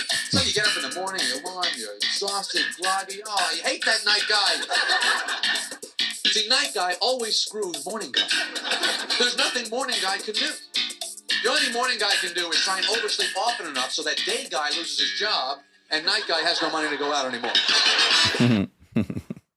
You think that routine would work today? Like, You think it's too clean? well, I always wondered too, like as Seinfeld went into like season 9 and they had to do these little interstitials at the top. yeah. I wonder if they just were like clutching at straws for some episodes. Like I'm there's really sure. no hits to pull from the thing. I mean, every episode, yeah, you have to come up with a lot And of they have to stuff. probably reverse engineer. It started originally where that's the seed that ends up playing out in the episode, but clearly they were cracking episodes and then reverse engineering Yes, what a yes, yes. stand-up should be. Yes. Okay, Adler is a psychologist we talked about. Founder of the School of Individual Psychology, his emphasis on the importance of feelings of belonging, relationships within the family, and birth order set him apart from Freud and others in the common circle. There's also an Adler acting, Yeah, Stella Adler. Stella Adler. Mhm. I wonder if she's any relation to this Adler. Ooh. Let's see. Normally on Wikipedia, it has like prominent siblings or family. Yeah. And Doesn't say great-grandfather of Stella Adler. no, Okay. unfortunately. There's probably more than one Adler line. Probably. It seems Yeah. kind of common. We found out about another Padman. Oh, yeah. There's an Indian man who had a breakthrough in technology for maxi pads Yeah. and became really wealthy, and then he became known as the Padman. Yeah. Yeah. And there's a movie about it, Padman. I just looked. It's 2 hours and 20 minutes. Oh, that's a good length. Oh my God, it's a biographical comedy drama. Oh, well, that's all the genres. What if it was a biographical comedy drama? Who done it? Oh my God, I would love that. To be clear, the Padman, his name isn't Padman, No, but it should sadly. be. We saw my dad's name all over India. Yes. Ashok is everywhere. Spelled differently, though? Does he have an E at the end of his name? No. No. But I saw a lot of Ashoks with the E. there's a an lot E. with an A because that's a god's name, Ashoka. Ashoka? Uh-huh. That's one of the gods. But he's regular Ashok. Yeah. Well, if he's the architect of the sim, kind of a god. Wow. Yeah. I wonder. Well, clearly it was. Just curious to think about that part of your dad's sim was for us to go to India. Don't you think so? Yeah, because I guess in some weird way, I feel like he's plugged into a machine in India. Oh, you think it's happening there? Yeah. But there's no reason to think that. Other than, I don't. I think it's why on, would like, he come back in his sim as a different ethnicity? Well, I think he's Indian, but I think he's plugged in on like Mars Oh, okay. Okay. or like some other world. Yeah. But because he's Indian, I imagine he's Indian where he's plugged in. So it'd be weird Oh, I that they see. would give him I think it's him. like his if I face. did a simulation and I was having a dream world, I wouldn't wake up black. That would be confusing. Well, Then I'm no unless longer you in a picked sim of that. me. Oh, Well, right. It would have right. changed my identity. Yeah. That's you want to play yourself Yeah, in the I sim. think it's him. Yeah. Right. Okay. So Yeah. we agree he's Indian. Yes. Wherever he's plugged he is in. him. He's my dad. Yes. So he's Indian. Yeah, he's Indian. Yeah, and he's plugged in somewhere, whether that's Mars or India or Or wherever. here. Yeah. So the fact that in his sim we went to India is an interesting twist. Yeah, I guess. I mean, it makes sense. Yeah. It makes logical sense that his daughter would go back there. Return to the homeland. Yeah, Yeah. and feel proud. I mean, it's all Yeah. like it's easy. That was a long arc, I a know. 36-year long arc. It really. It's It such- took a minute. I know. We talked about it on Synced a little bit. Liz asked if I had gone back earlier, would I have that sense? Yeah. And I think no. I think I had to feel confident enough and feel good enough in my own skin, Yeah. matching up with that trip for that to happen, for me to really be able to embrace it and see it and understand my connection to it. For sure. And then I'll add in the version you just had was also extremely privileged in that you mentioned this, like to sit in a room that was predominantly brown. There's only a few white people. And not just was it predominantly brown, they were the power holders. Mm-hmm. So that too is an experience you might not have had if you gone at 28. Yeah, exactly. So you're like meeting all these other geniuses that exist over there. Yeah, but also just seeing like all the little like the kids walking to school together and the little girl like picking her at her grandma. grandma. Yeah, Just yeah. all these little I could see a lot of the different versions of what my life could have been. Uh-huh. Like that's a mind fuck a little bit. It was a lot to process and a lot to adjust to, but it wasn't like, and I'm so glad it didn't go that way. Right. Which is new. Uh-huh. Yeah. I think most of the time I walk around this life with like, thank God my grandpa left and my dad left and all that happened. And I have so much gratitude for this life, but it was an interesting look into like, it would have been a different one, but not necessarily better. Who's to say? Yeah, and I think the stop we made, if I were you, that would have been most impactful is going to the actual Gates Foundation in Delhi, which was all women. They were so cool. They were all so smart. They had been professors in different countries at times. They knew so much. They were getting so much done. They were so empowered that I imagine that would have been like, yeah, that version of your life is incredible as well. It's like these people are awesome. So anyway. All right. Love you. Love you.